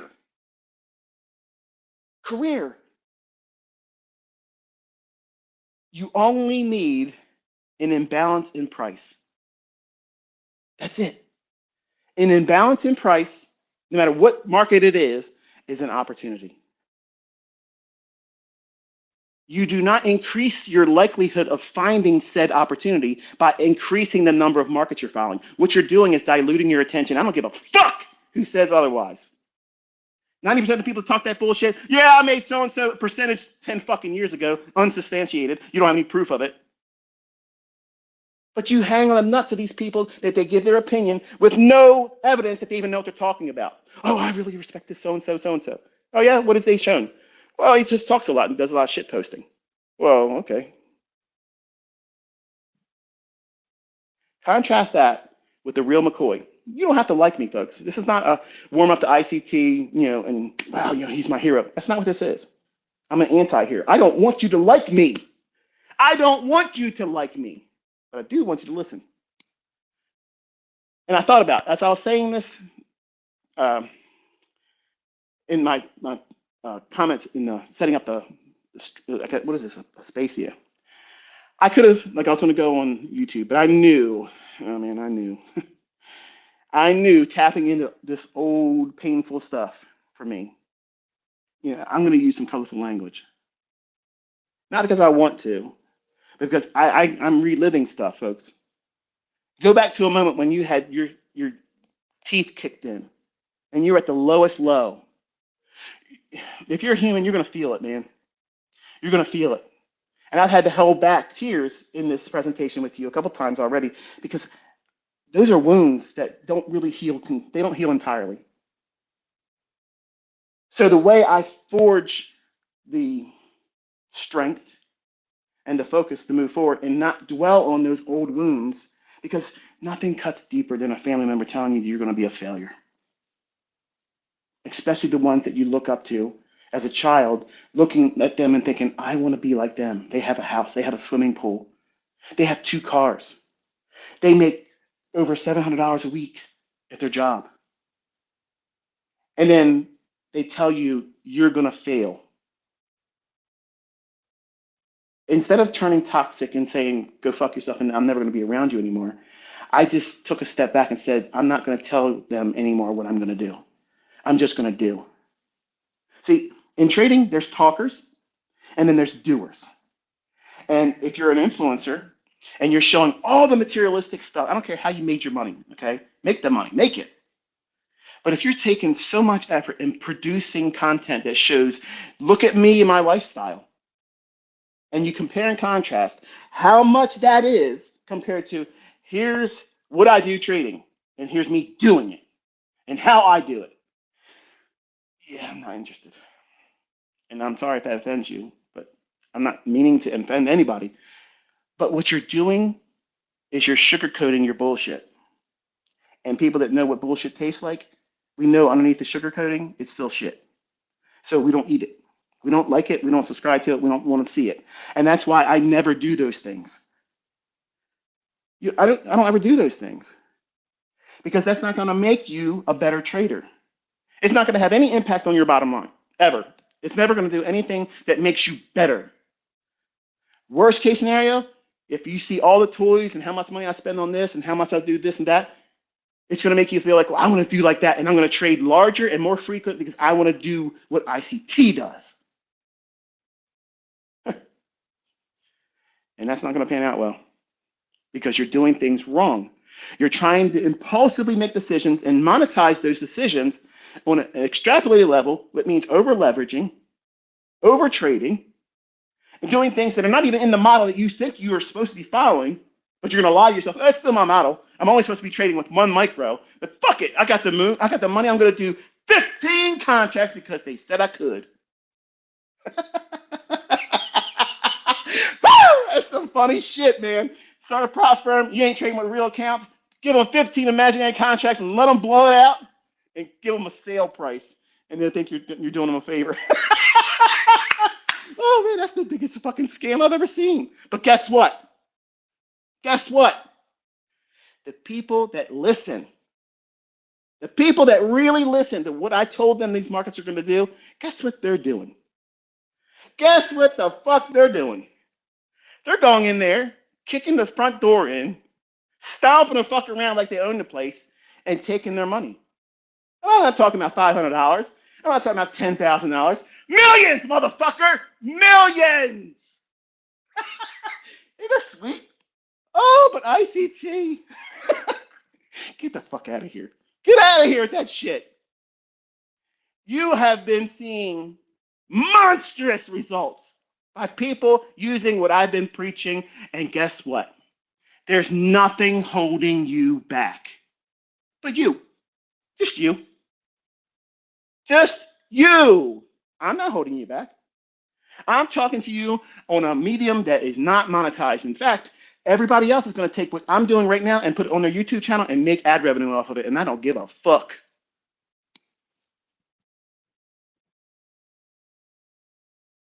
Where's my motivation? I'm trying to put a boot in your ass. Listen, I told you in 2016, this is what's going to happen. This guy's going to get in there and they're going to use him as the fall guy. We watched some Rick and Monroe in 2020 and then endured 4 years of horse shit. And now they have the stage perfectly set. Perfectly set. And here you have it. I don't give a flying fuck what tariffs are going to be. I don't care.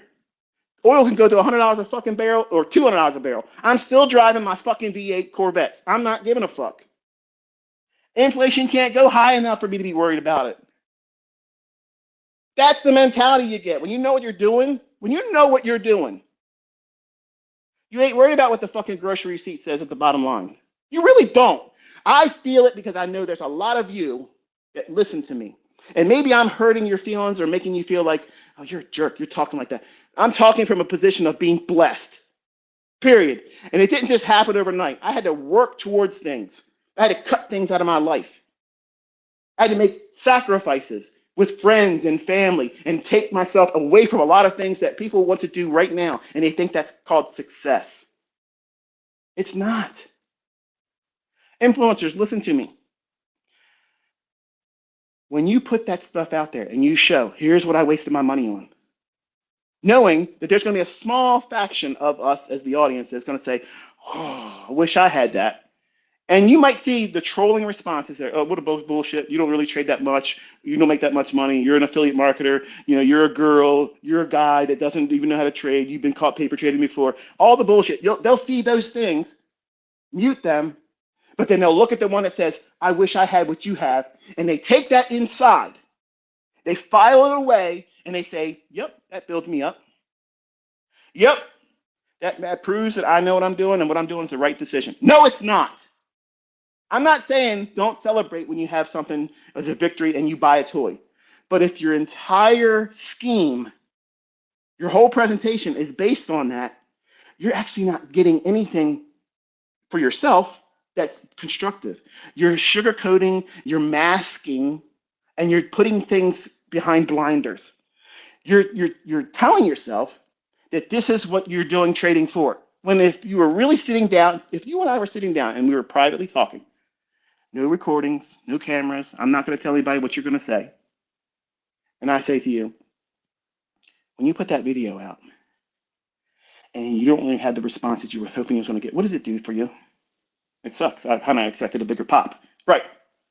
Now, internally, you're doing the same thing over and over and over again with something outside of trading. The success of trading. You need to fall in love with you doing the things that you're supposed to be doing as a consistently profitable trader that is detail oriented. That's what your primary focus should be. And guess what that means? You're going to be fucking boring. But guess what? I'm probably the richest boring motherfucker on X. I am boring as shit. I'm boring. And guess what that means? I got money. I got money. I don't need to share or show what I spent my money on. I don't need to do that. I do absolutely. I got my bank accounts. I don't need to be reminded by somebody else saying, shit, you're successful. I know I'm successful. I wake up knowing I'm successful. I'm thanking God every single day that he's given me this position in life. I'm thankful for that. Everything that I do in teaching you is geared towards that. Not materialism, not, oh, I got this. Look how much money I wasted on a Rolex. I'm in the Rolex store. This is the Rolex I'm putting on my wrist, but I'm going on a fucking black market and buying some knockoff horse shit because you're going to see that thing on my wrist and you think I spent $15,000, $30,000, whatever. Fuck you, you're a liar. I got watches that cost more than your fucking house. Get the fuck out of here. So the point is this. You have to literally dial in and cut out everything. And guess what that means? Me included. Some of you are ready right now, but you're holding on to the reins and saying, drive me faster, ICT. Yeah! Instead of just doing. I'm talking to new people all the time that's coming in. And so many of you are ready. You know enough. You know enough. But you're not doing anything with it. Not properly, you're not. But when you're in the community, like right now, you're listening to me, you're thinking, well, listen, I see he's really wound up today. I gotta be honest with you, I do feel pretty good right now. My back ain't hurting. That's the adrenaline, endorphins. They'll wear off. I'll be crying later on. But when you leave the element, when this presentation ends and the little dopamine wears off, what are you gonna be left with? Well, that was fun. I'll have to listen to that next time when I feel a little bit down and out. But you're gonna be feeling down and out an hour after this ends. Why? Because you're gonna think about what I talked about. You're gonna think about how I pinned you in a corner and I said, these are the things that you're doing and they're wrong. And you want to have selective hearing when you're listening to me. You're like, well, that applies to somebody else, not me. If you've done that in this presentation by me talking, you're the person I'm talking to. You know enough to be consistently profitable. You know enough to find setups that you never need to watch another video by ICT. You don't ever need to listen to another Twitter space. You don't ever need to listen to any kind of nothing ICT. I have given so many ways to skin this cat. But you know what remains constant? You got to work your ass off. There's no shortcuts to it. I don't care what they titled their video. ICT, learn it in 5 minutes. I studied everything, and I'm going to teach it to you in this video, so that way you don't have to worry about doing what is absolutely fucking required, which is backtesting, studying, and finding how it works within you. Does it match your personality? Not all of you can trade a turtle soup. Not all of you can trade the silver bullet. Now, because of the first predictive fair value gap, is come on. I mean, it's literally the very first one that forms, and it's in a 30-minute window. It's very time specific for the morning session, and it's used throughout the week. And now I gave you the secrets to the afternoon session. Come on, think about it. Think about what I gave you just for the afternoon. Fuck the morning session. Say you're not even good at picking the direction and bias. Who cares? Okay. Let the morning session trade. Come back around 1 o'clock in the afternoon Eastern time, and then wait for 1:30. Start watching that opening range, that 30-minute opening range. And please, gentlemen, please stop talking about a 15-minute opening fucking range. You're literally bullshit. It's bullshit. Do it on 30 minutes. I promise you, the shit you're pretending that you're going to find eventually in watching 15 minutes, it's going to be perfect in 30 minutes because that is exactly what the algorithm uses. I don't give a shit what anybody says. I'm proving it. Everybody has their opinion, but I fucking walked it in front of all of you this year. All of you saw it. How many times have I been wrong? Fuck all. None. I've been on it. And I haven't even tried. I haven't even fucking tried hard. And this is what I presented to you that's realistic for you. You can obtain what I did this year. Every single one of you listening to my voice can do what I showcased this year. That's not outperforming, unprecedented odds. That's in the realm of reasonable. Everything I taught you is already on the YouTube channel. And I use the information that's in that YouTube channel all year long. I didn't reinvent or twist and contort the logic. You're waiting for this time. You're waiting for this draw on liquidity to be a factor. Okay, I know it's going to likely go there. And this is the time I'm supposed to be looking for the setup. I have to wait for the setup to be there. And then I gave you a criteria that helps you frame a setup, how to manage the risk, how to take the trade and manage it. None of you can say otherwise. You cannot deny that this was outlined for the entirety of this year. I've laid this out for you. And guess what? That's elementary. That is grade school level nothing compared to what you can obtain if you use everything that I taught.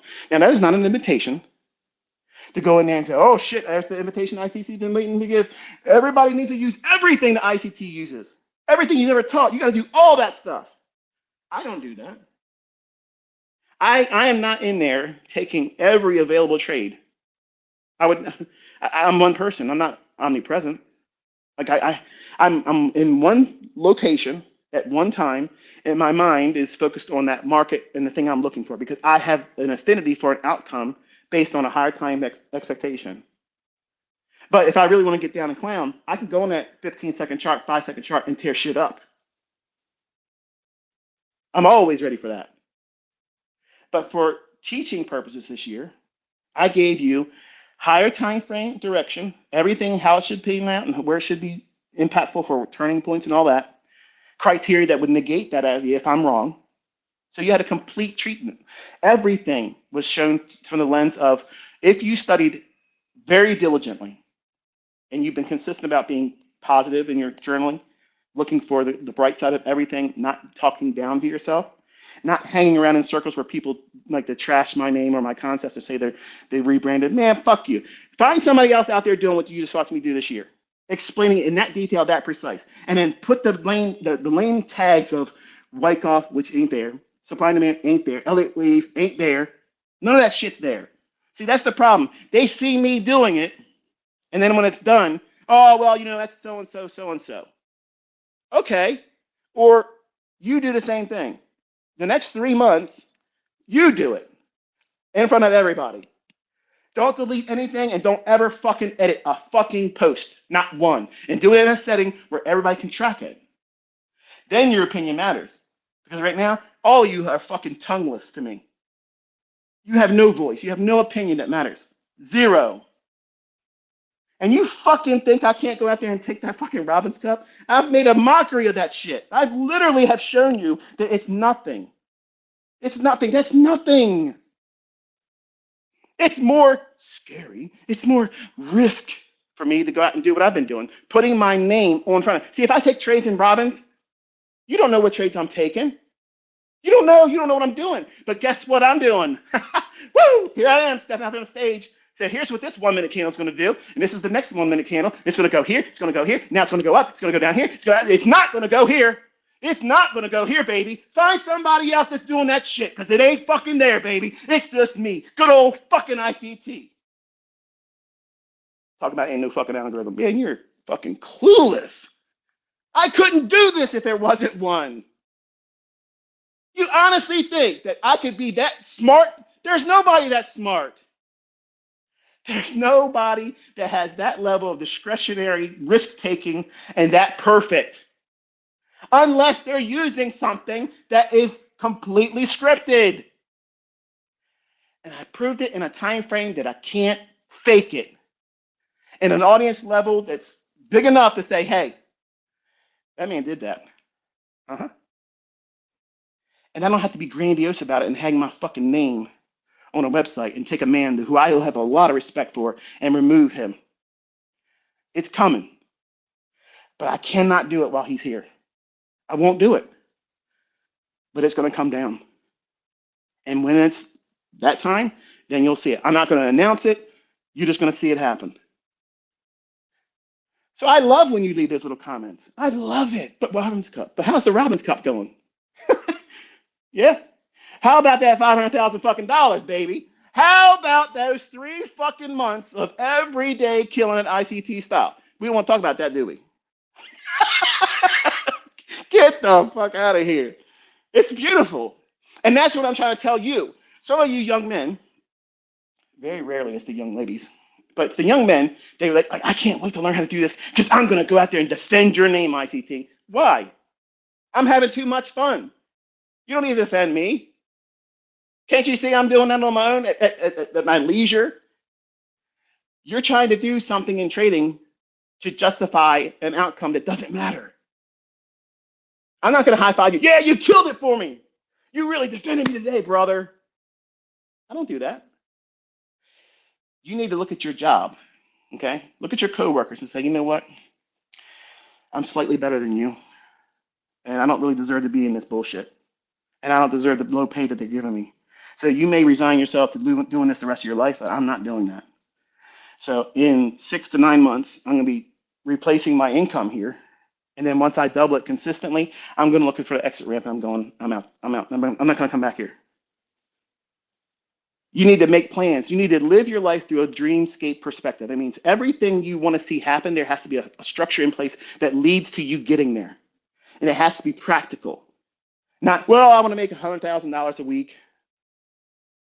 I want to get 30 accounts on this prop firm and this prop firm, that prop firm, and I'm going to do this, and then I'm going to sail off in the sunset. There has to be a structure, okay? There has to be an absolute defined structure.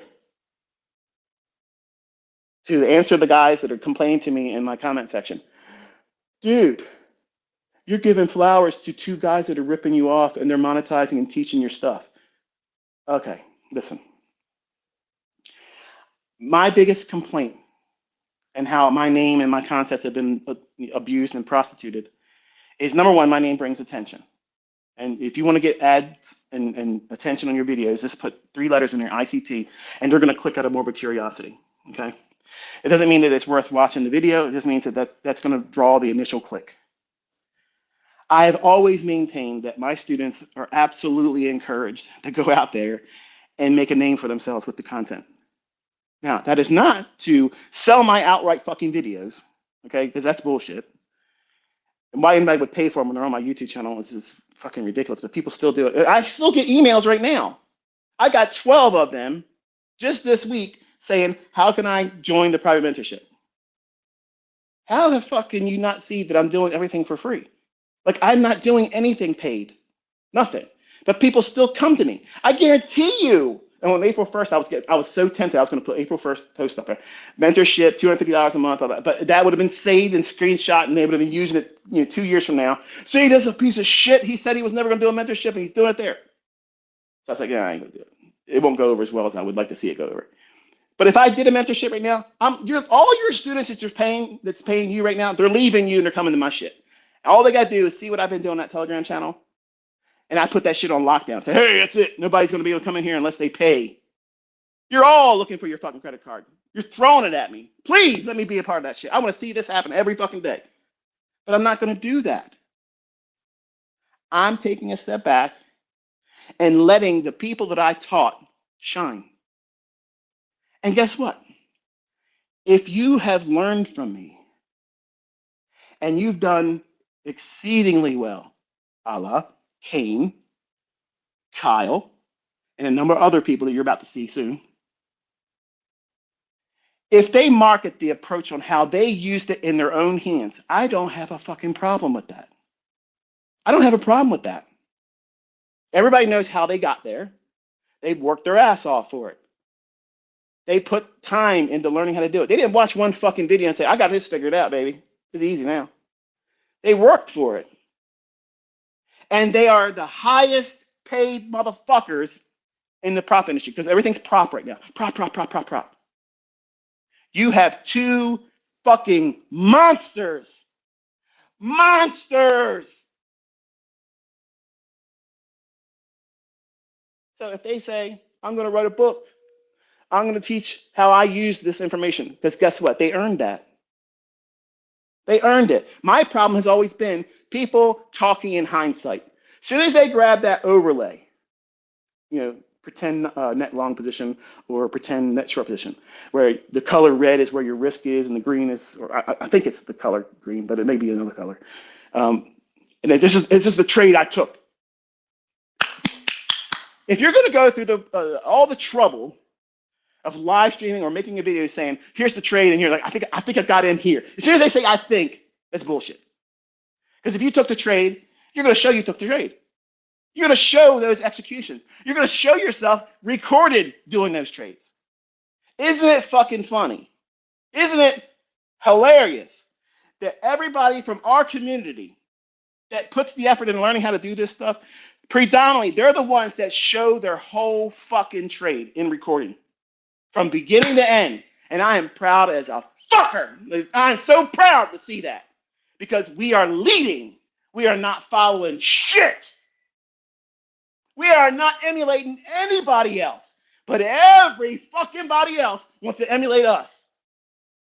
Why? Because we are cut from a different cloth. We don't think like retail traders. We do not think about what an indicator is going to tell us to do. We're not subservient to bullshit. We are on the razor edge of perfection. in the marketplace. You can't get better than to the tick. You can't. Talk to me about a fucking Bollinger Band. Get the hell out of here. You don't know. You don't know what time that Bollinger Band's going to touch price. You're waiting for it. Well, guess what I've done? I've simplified that. You're waiting for a 10-minute window, or in deference to the final hour trading, 30 minutes with a 315 to 345. I had two guys leave me a comment saying, I watched your video last night. Uh, you've never mentioned 315 to 345, so now you're bullshit. You're making up stuff. Okay, listen, guy. Maybe you didn't watch everything and listen to everything I've ever produced. Okay, but I absolutely have called that. There's 4 macros in just the last hour of trading. So there's your homework assignment. Go find out what I told you what they were. So you need to plan how you're going to be successful. Now, when I was younger, I subscribed to Rob Report, and that was my motivation.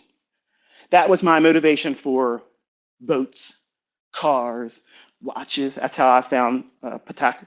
I fell in love with those watches, and I've wasted a lot of money. I ain't gonna lie, but that magazine was like my as a child. We used to wait for the Sears catalog to come in. Now I'm dating myself by saying that, but guess what? I'll be 53 years old in case you missed it. But the Sears catalog would come in right before Thanksgiving. And we would take our ink pen and we'd scribble over top of everything we wanted in the toy section as a kid. Well, when we have that same spirit of expectation, we plan ahead like a child in Christmas. I had to think like a child when I was 20 years old because I had been beaten down, emotionally and psychologically with the way I was my upbringing. It wasn't nurturing.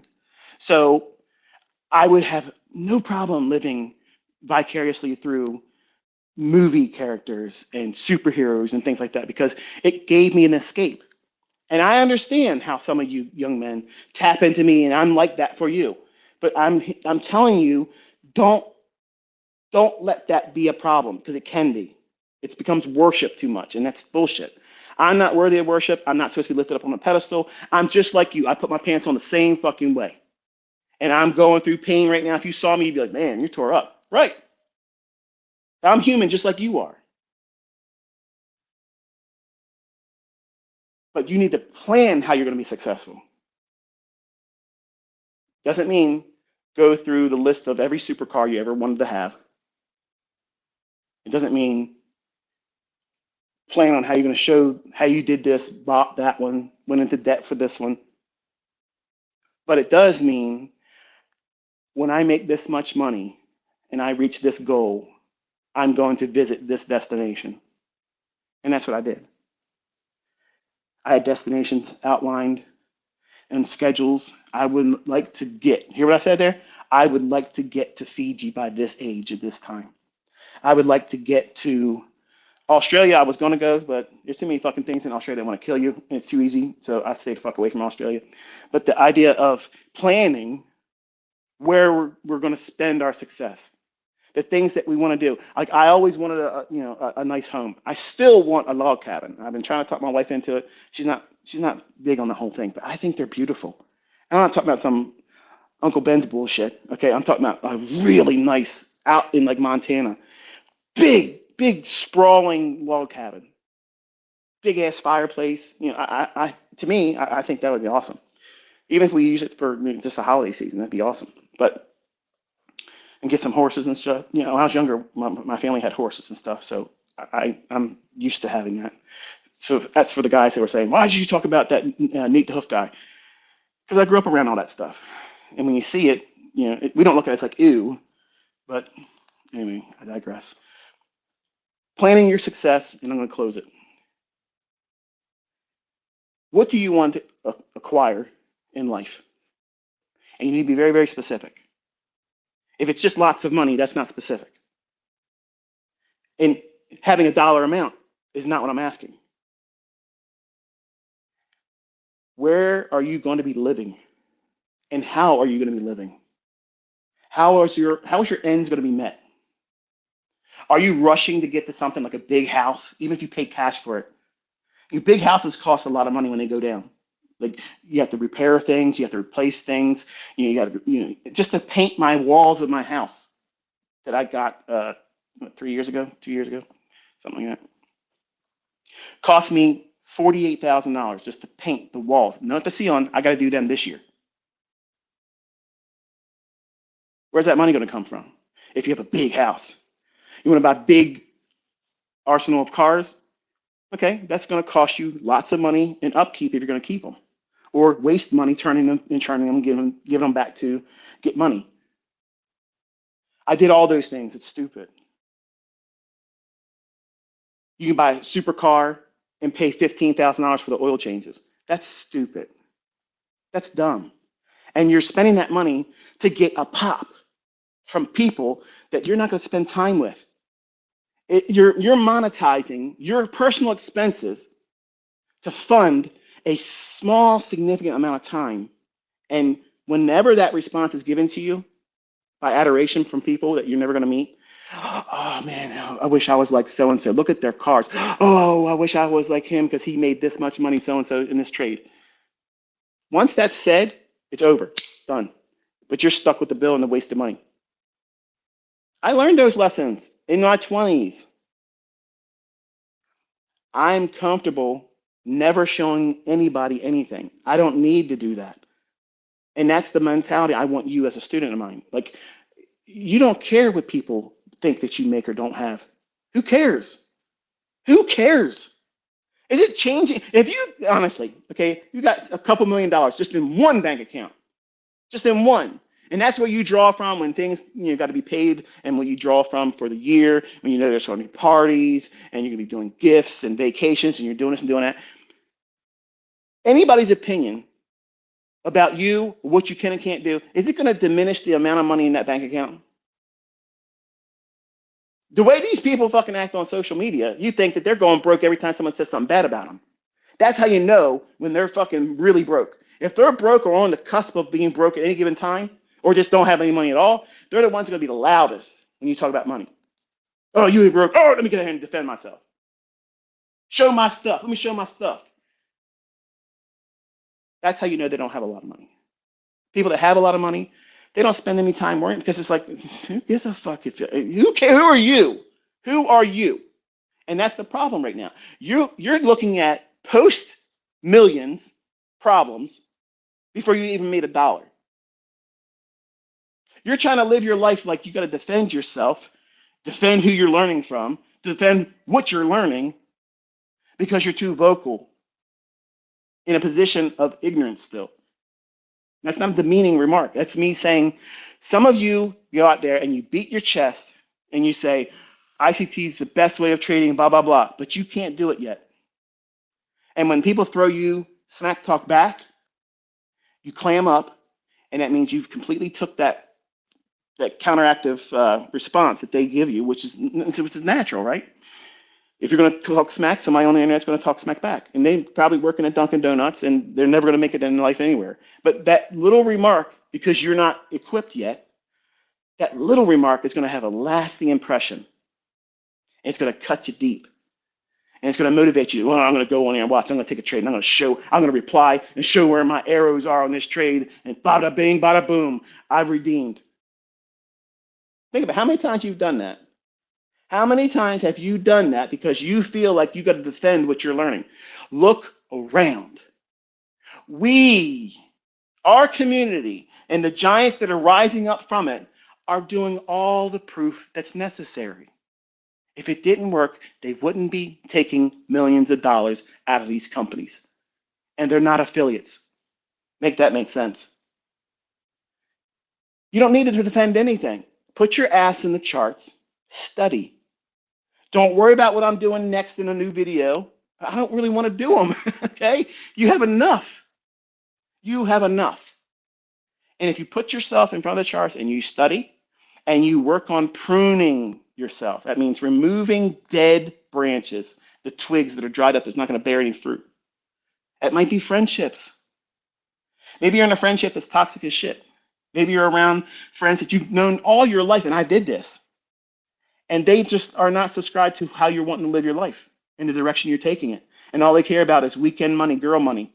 I got to get my job. I got to, can you borrow money? Can they borrow money from you? Because they're going to be short on this week so they can go to the bar and try to get laid. I had people like that in my life. Not anymore.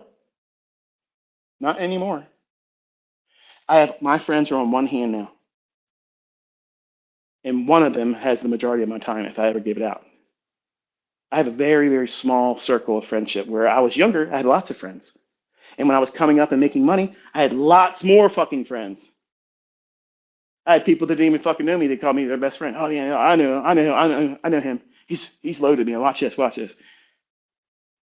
And I felt like I had to do stupid shit, like pay for everybody's meal, pay for everybody's entertainment,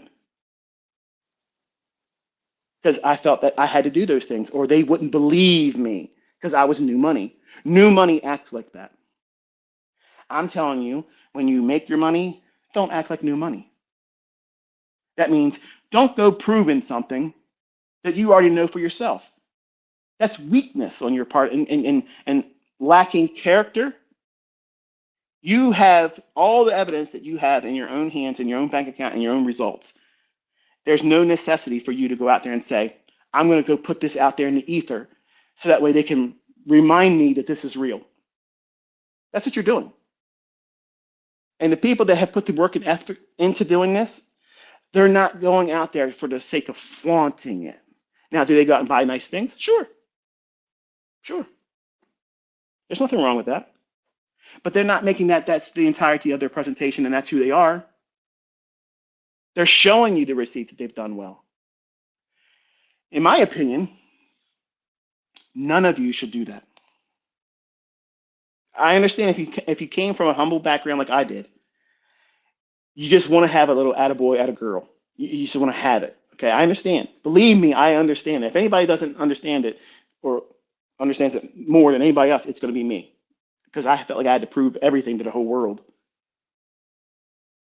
But when you change your nightmare focus of how everything is bad, toxic, it's never going to work for you, and you trade that for everything on the up and up and a ride on the good ship lollipop, everything's just perfect. And everything that happens to you is for a purpose. Even when it's slightly painful, we don't magnify it.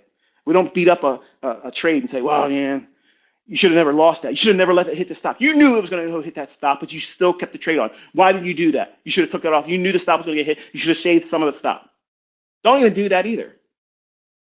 Because what you're doing is you're vilifying yourself. And right before you trade, let me tell you something. This is what's scientifically going on behind the scenes chemically inside your brain. Right before you push the button, even in a demo, all these people talking, oh, you got to trade with real money to learn how to trade with a real account. Because nothing's happening. There's no sense of concern when it's a demo. Bullshit. Bullshit. Tell me how you feel when you blew that account the first time you did it. You were pissed off, like, fuck. Man, if that would have been real money, that's scary. Shit, I ain't ready. Oh, just do a reset click. That's your dismissal of it.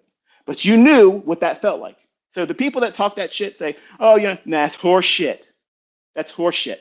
You do not learn how to trade jumping right into a live account. And with $100, you got to put something on the line. You have something on the line. Your pride, your ego, your sense of self-worth, even in a demo. I don't give a fuck what anybody tells you. That's the truth. That is the truth. You know it because you felt it before you hit the reset.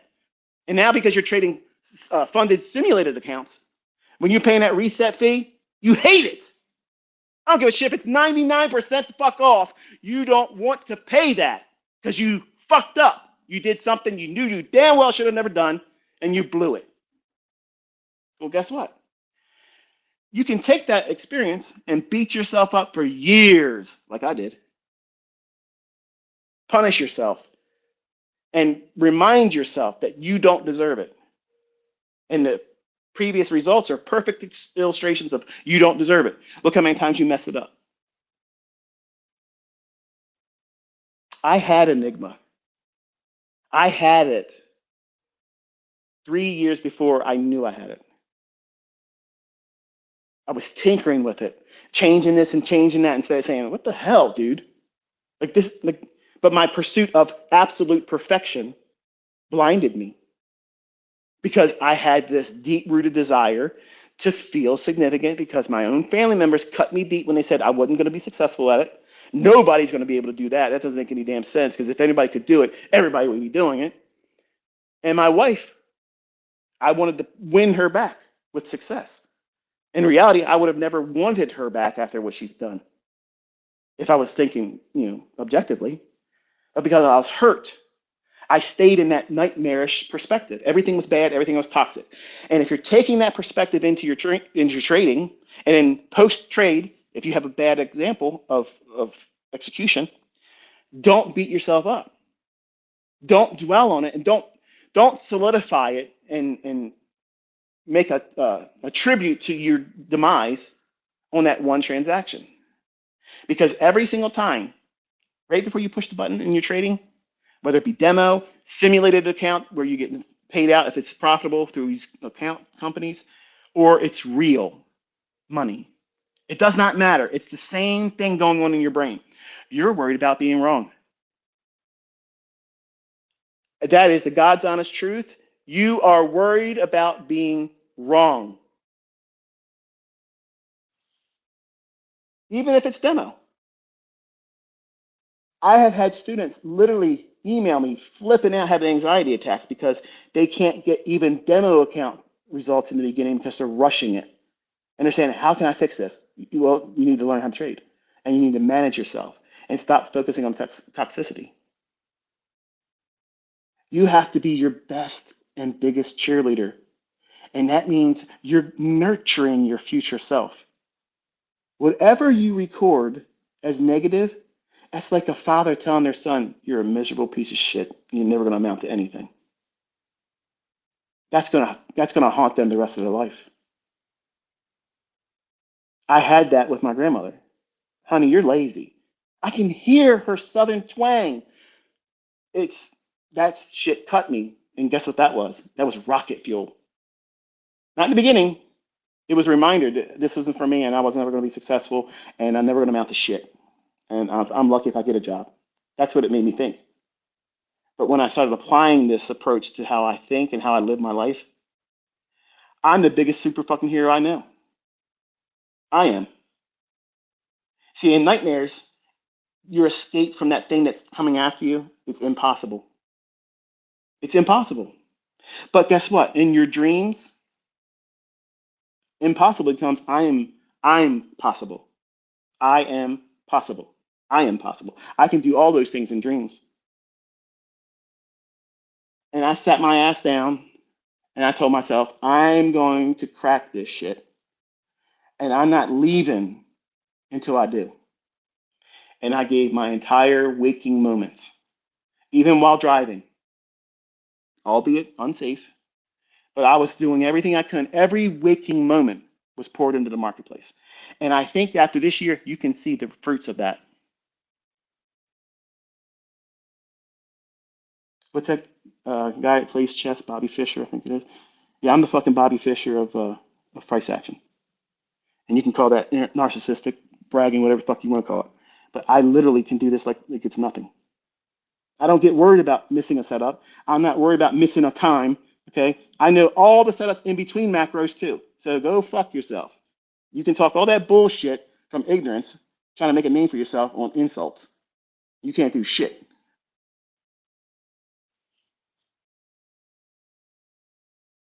So how are you going to leave from today? Besides saying he said a lot of cuss words this time. This is how you're going to leave it. Your time post trade, that means demo or back testing or forward testing, tape reading. You need to sow seeds of encouragement and reward yourself. Think about yourself right now as your own child.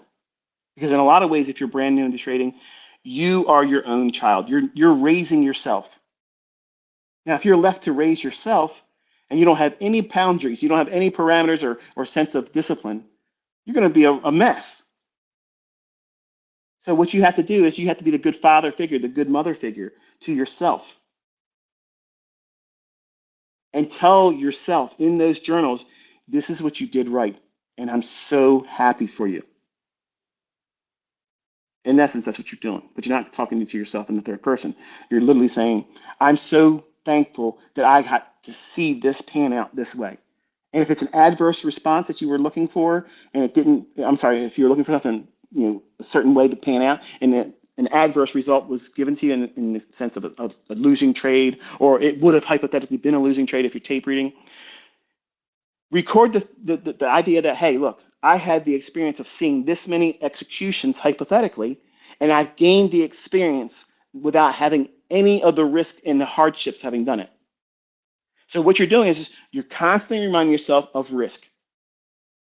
The people that blow up, they never have any sensitivity to risk. They have gambler's numbness. That's why they keep blowing accounts and they don't mind repaying it. They suck, they can't do it, and they still keep paying for it because they're numb to the risk. Why? Because it's only gonna cost them whatever the reset fee is. And when they do thousands of them, and they look back, oh man, I could have really funded my own account if I would have known how to trade in the beginning and just trade with one micro account or one micro contract and only one execution per day. I probably would have turned a profit and feel that much better about myself instead of this feeding this machine of nightmares. That's what you're doing. You're just feeding nightmares with the same repeating poor logic. You're not doing anything to fix it.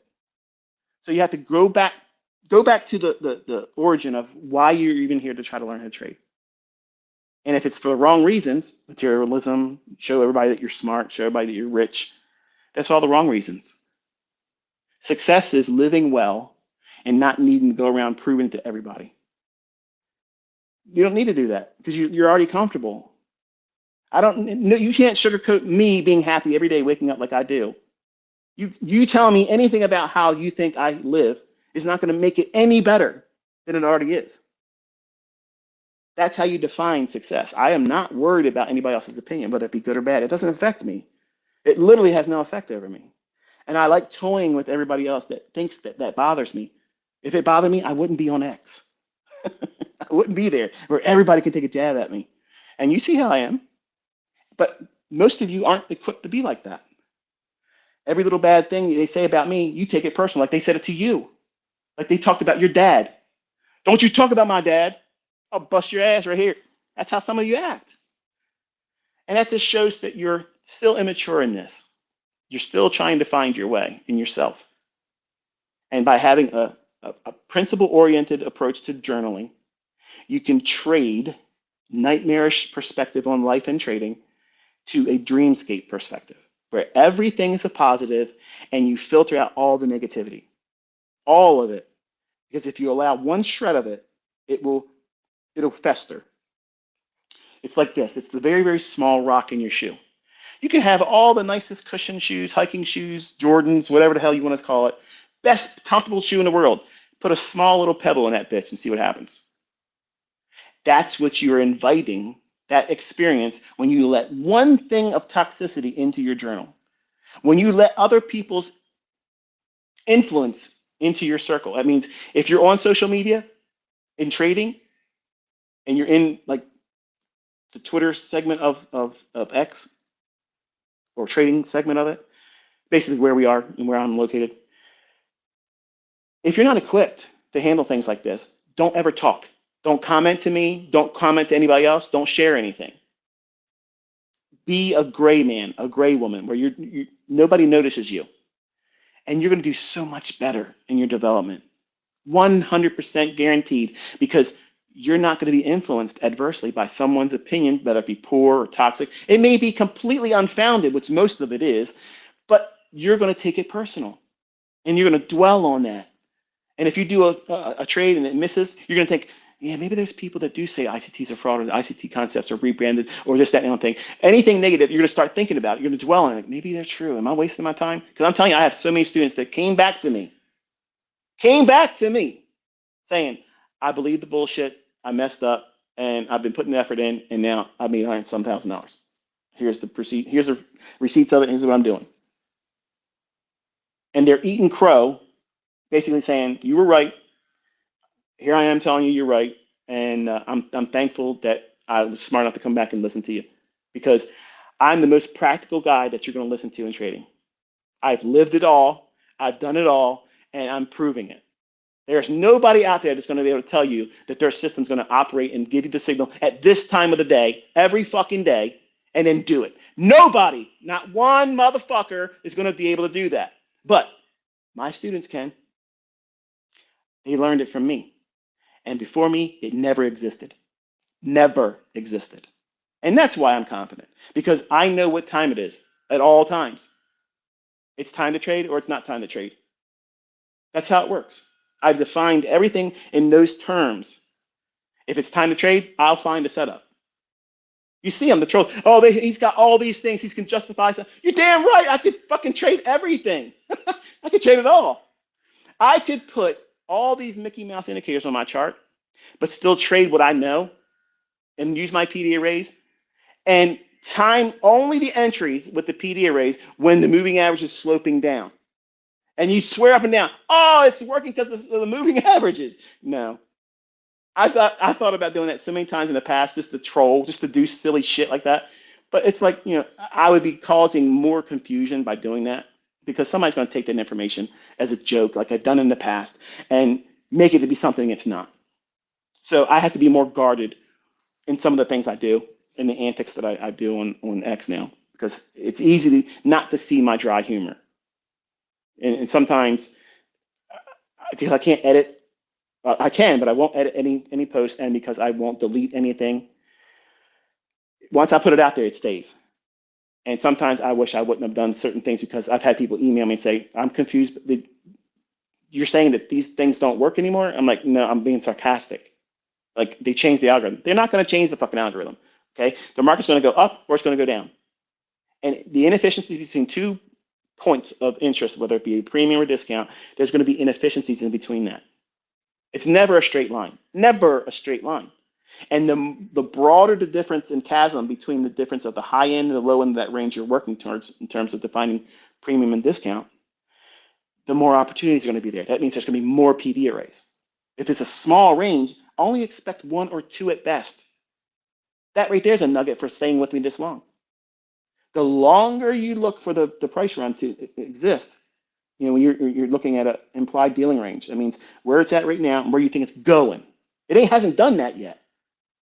You can grade that price swing and see where the lower quadrant, the equilibrium, upper quadrant levels are. And you can anticipate, scientifically proven, go back and back test it, you'll see it, where my PD arrays are going to form.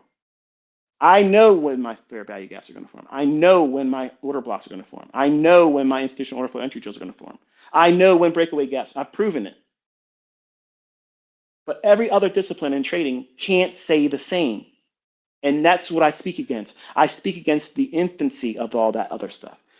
But anyone can start from any of that stuff. I started from that shit. It's all trash, but I started there. And I'm glad that I did that because it gives me a greater affinity for my own life's work because it's light years ahead of all that other stuff.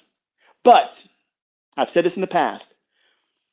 Anyone that has disciplined themselves and they have respect for the measure of risk on every transaction and they're personally responsible.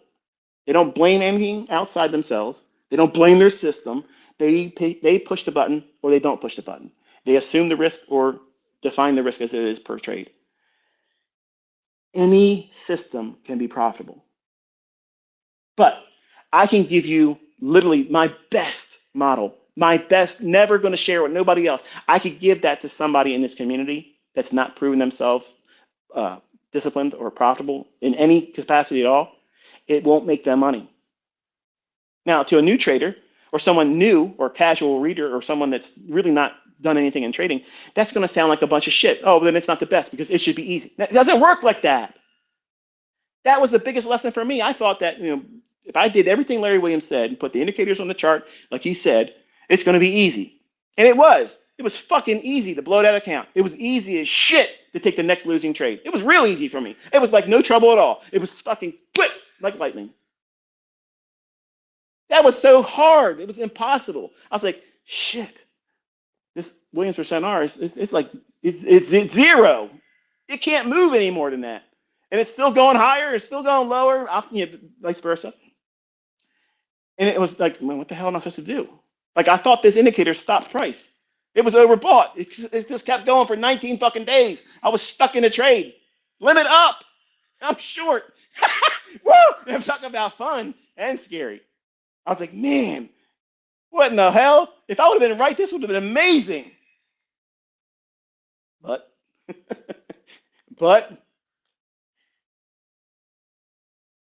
anyway, I've tapped into old memories and tapped into old experiences, and because I have so many of them, I could very easily make this a lot longer. And honestly, I only wanted it to be about an hour long, but I've got 2.5 hours. It's long enough. It's about the length of a good feature length movie, right?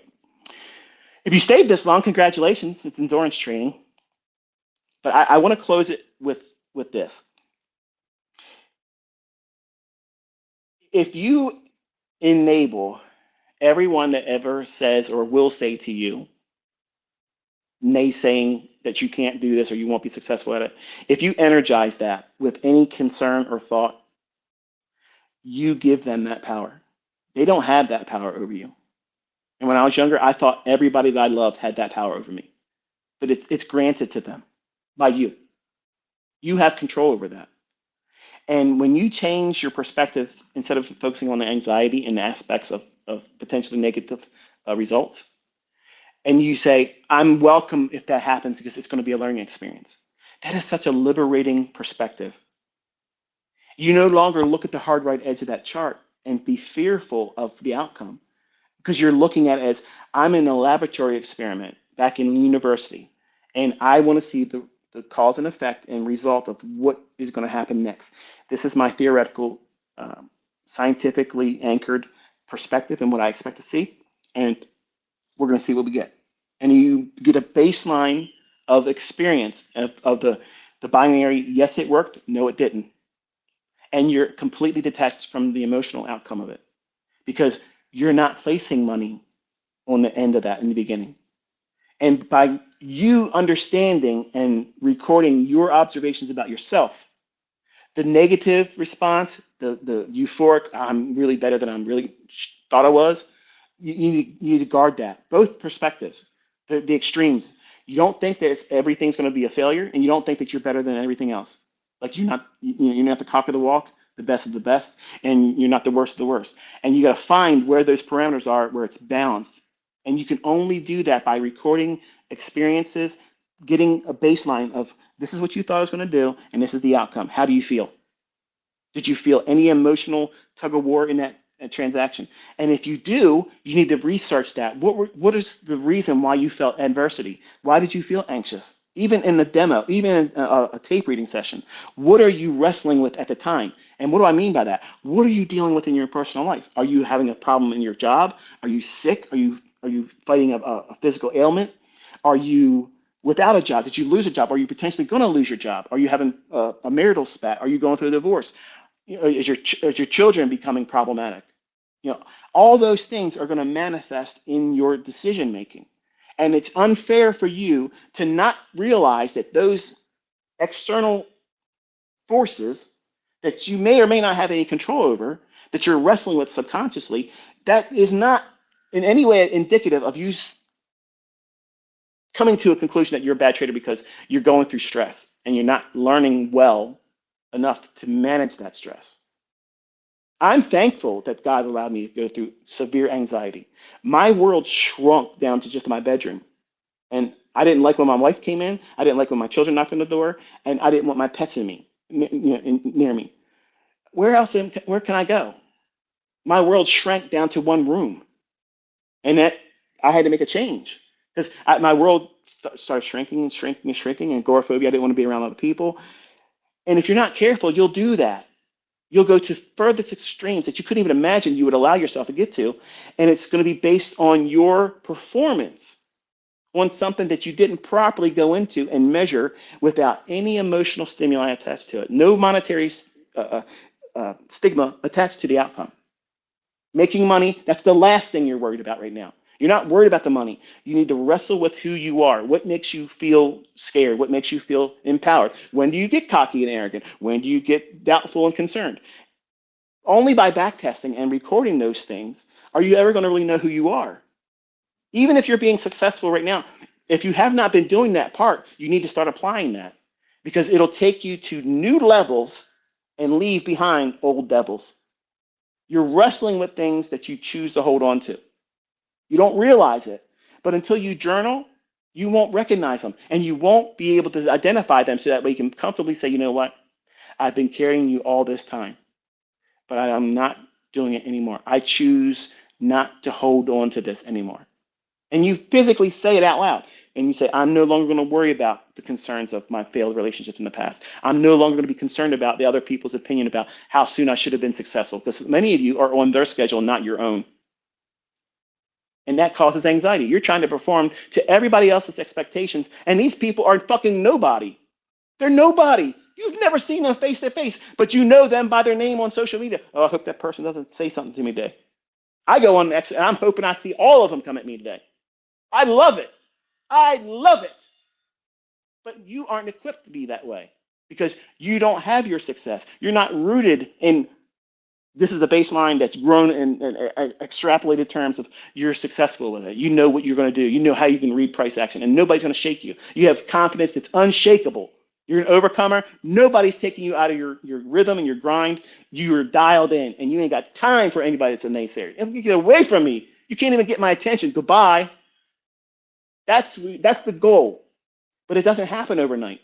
It doesn't happen. That transition to that level of absolutely dialed in does not happen overnight, but it is achievable. If you knew me back then, what kind of a wreck I was versus right now, totally different. Absolutely night and day. You'd swear it's somebody else. You'd swear it's somebody else. It had to be somebody else, right? So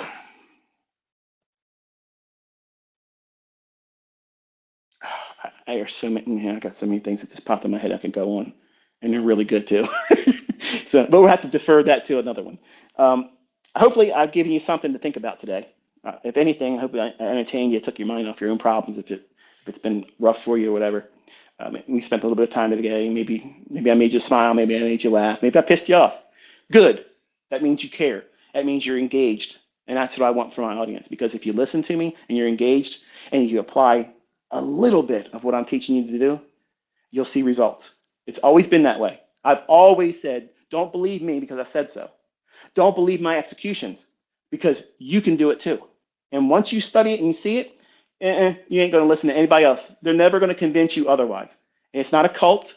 It's not mind control. It's not gatekeeping. It's not me trying to control over you and just be a hateful person out there always trying to stir up trouble. I use that aspect to draw a crowd. Because if I can offend somebody, either directly or indirectly, and I can get their audience to question long enough to come here and listen to me and see, what is this guy going on about? Oh, shit. That's how it works. I don't ever have it advertised. I don't ever have to do any kind of monetized ads on Facebook, YouTube, none of that bullshit. They know me because of word of mouth. I'm a good talker. I'm a good shit talker, and I can walk the walk. And I let everybody have a piece of the pie. I give them just enough to troll me and think they got an opinion about it, and I have enough where the people that really support me would go to war for me. And I'm aiming for both camps to move to the middle and say, you know what? I don't really care about the guy. I'm indifferent to the guy, but his shit really works, and I'm doing well now. That is the outcome. I'm not here for friends and family that like, hey, we're gonna hang out together. I'm here to change your life. That's all I'm here for. That's all I'm here for. And all it takes is your effort and consistently applying it. And if you do that, I am guaranteeing you, you will see changes. It won't happen overnight. You won't be perfect, but you'll gradually move to a level where you'll get more confidence. You'll respect risk the entire time. But percentage-wise, the percentage risk will be the same as you gain more equity and you make more money. But you're never risking any more than that one fixed percent. It needs to be low, really, really low. And when I say start with risking 1/4 of 1%, first question comes out of minds of people that listen to me for the first time. Yeah, but I can't make big money like that. Okay, you failed at math. You failed at math. Because if you risk 25% of 1%, a quarter of 1% of whatever your equity is, and you're aiming for 5 to 1, okay? And you can find that setup over time, a dozen, 2 dozen, 3 dozen times over the course of a week if you're in the lower time frames. That stuff compounds quick, real quick. But you can't trade that way right away. It takes time. Different stages and new levels and plateau. You hang around at a level of understanding, and then you gain more understanding, and you gain more understanding, and it takes time. I am able to trade today in a manner that I could not trade when I was 22. When I was 24, I couldn't trade as well as I can trade right now. I had Enigma. I had it in my hands, and I still would doubt. I would wait. I would be like, I need more confirmation. I'm afraid to do this. I'm afraid to do that. And I would put on too many contracts. And the fact that I had that much risk on would scare me out of the trade. I would close the trade. So am I following the system? Absolutely not. But what am I finding? I'm finding where my flaws are. That's what makes me so authoritative. Like I've lived all this stuff. No one's going to teach me anything. I'm unteachable when it comes to trading because I had all of my shit sorted. And because I don't want to hear anybody else's bullshit, I don't have anything broken, so I don't need anybody else's opinion to help me fix anything. If you call that arrogance, if you call that narcissistic, I don't give a shit what you call it. I call it winning. That's me being comfortable in my own skin. I don't need any more outside input. And I've already given you enough in ICT content. All you have to do is dial in and what is it what you want to do? And bloom where you're planted. Don't try to do everything that I've ever taught. Don't try to apply every fucking tool I've ever introduced. But there's a plethora of things that you can literally, if you want to sample from my whole compendium, you can come up with a model that's uniquely yours. And I've never traded it. Isn't that fascinating? I have so many PD arrays, so many ways to skin the cat, get into a trade. You could literally say, this is my model. And I've had this with 2 people now. This is how I'm applying this information you get. And I'm like, wow, that's it. I've never looked at it that way. And that to me is fascinating. It's fun because I get to see how you brought your own personality to my life's work. And I'm not trying to stunt anybody from doing that. I'm encouraging you all to do that. You're not teaching me anything, but you're showing me that it's so diverse. There's so many ways, and you're not limited by my concepts where everything else is limited. Everything else is limited. You have to wait for this to do a crossover or flash this or flash that. Bullshit. All you got to do is wait by the time. If you got to watch, okay, you got to set to New York time, you know what you're looking for. With me, we set our time-based trades by our clock. And as long as you're at the right time, you got the right fucking trade. That's it. We're done.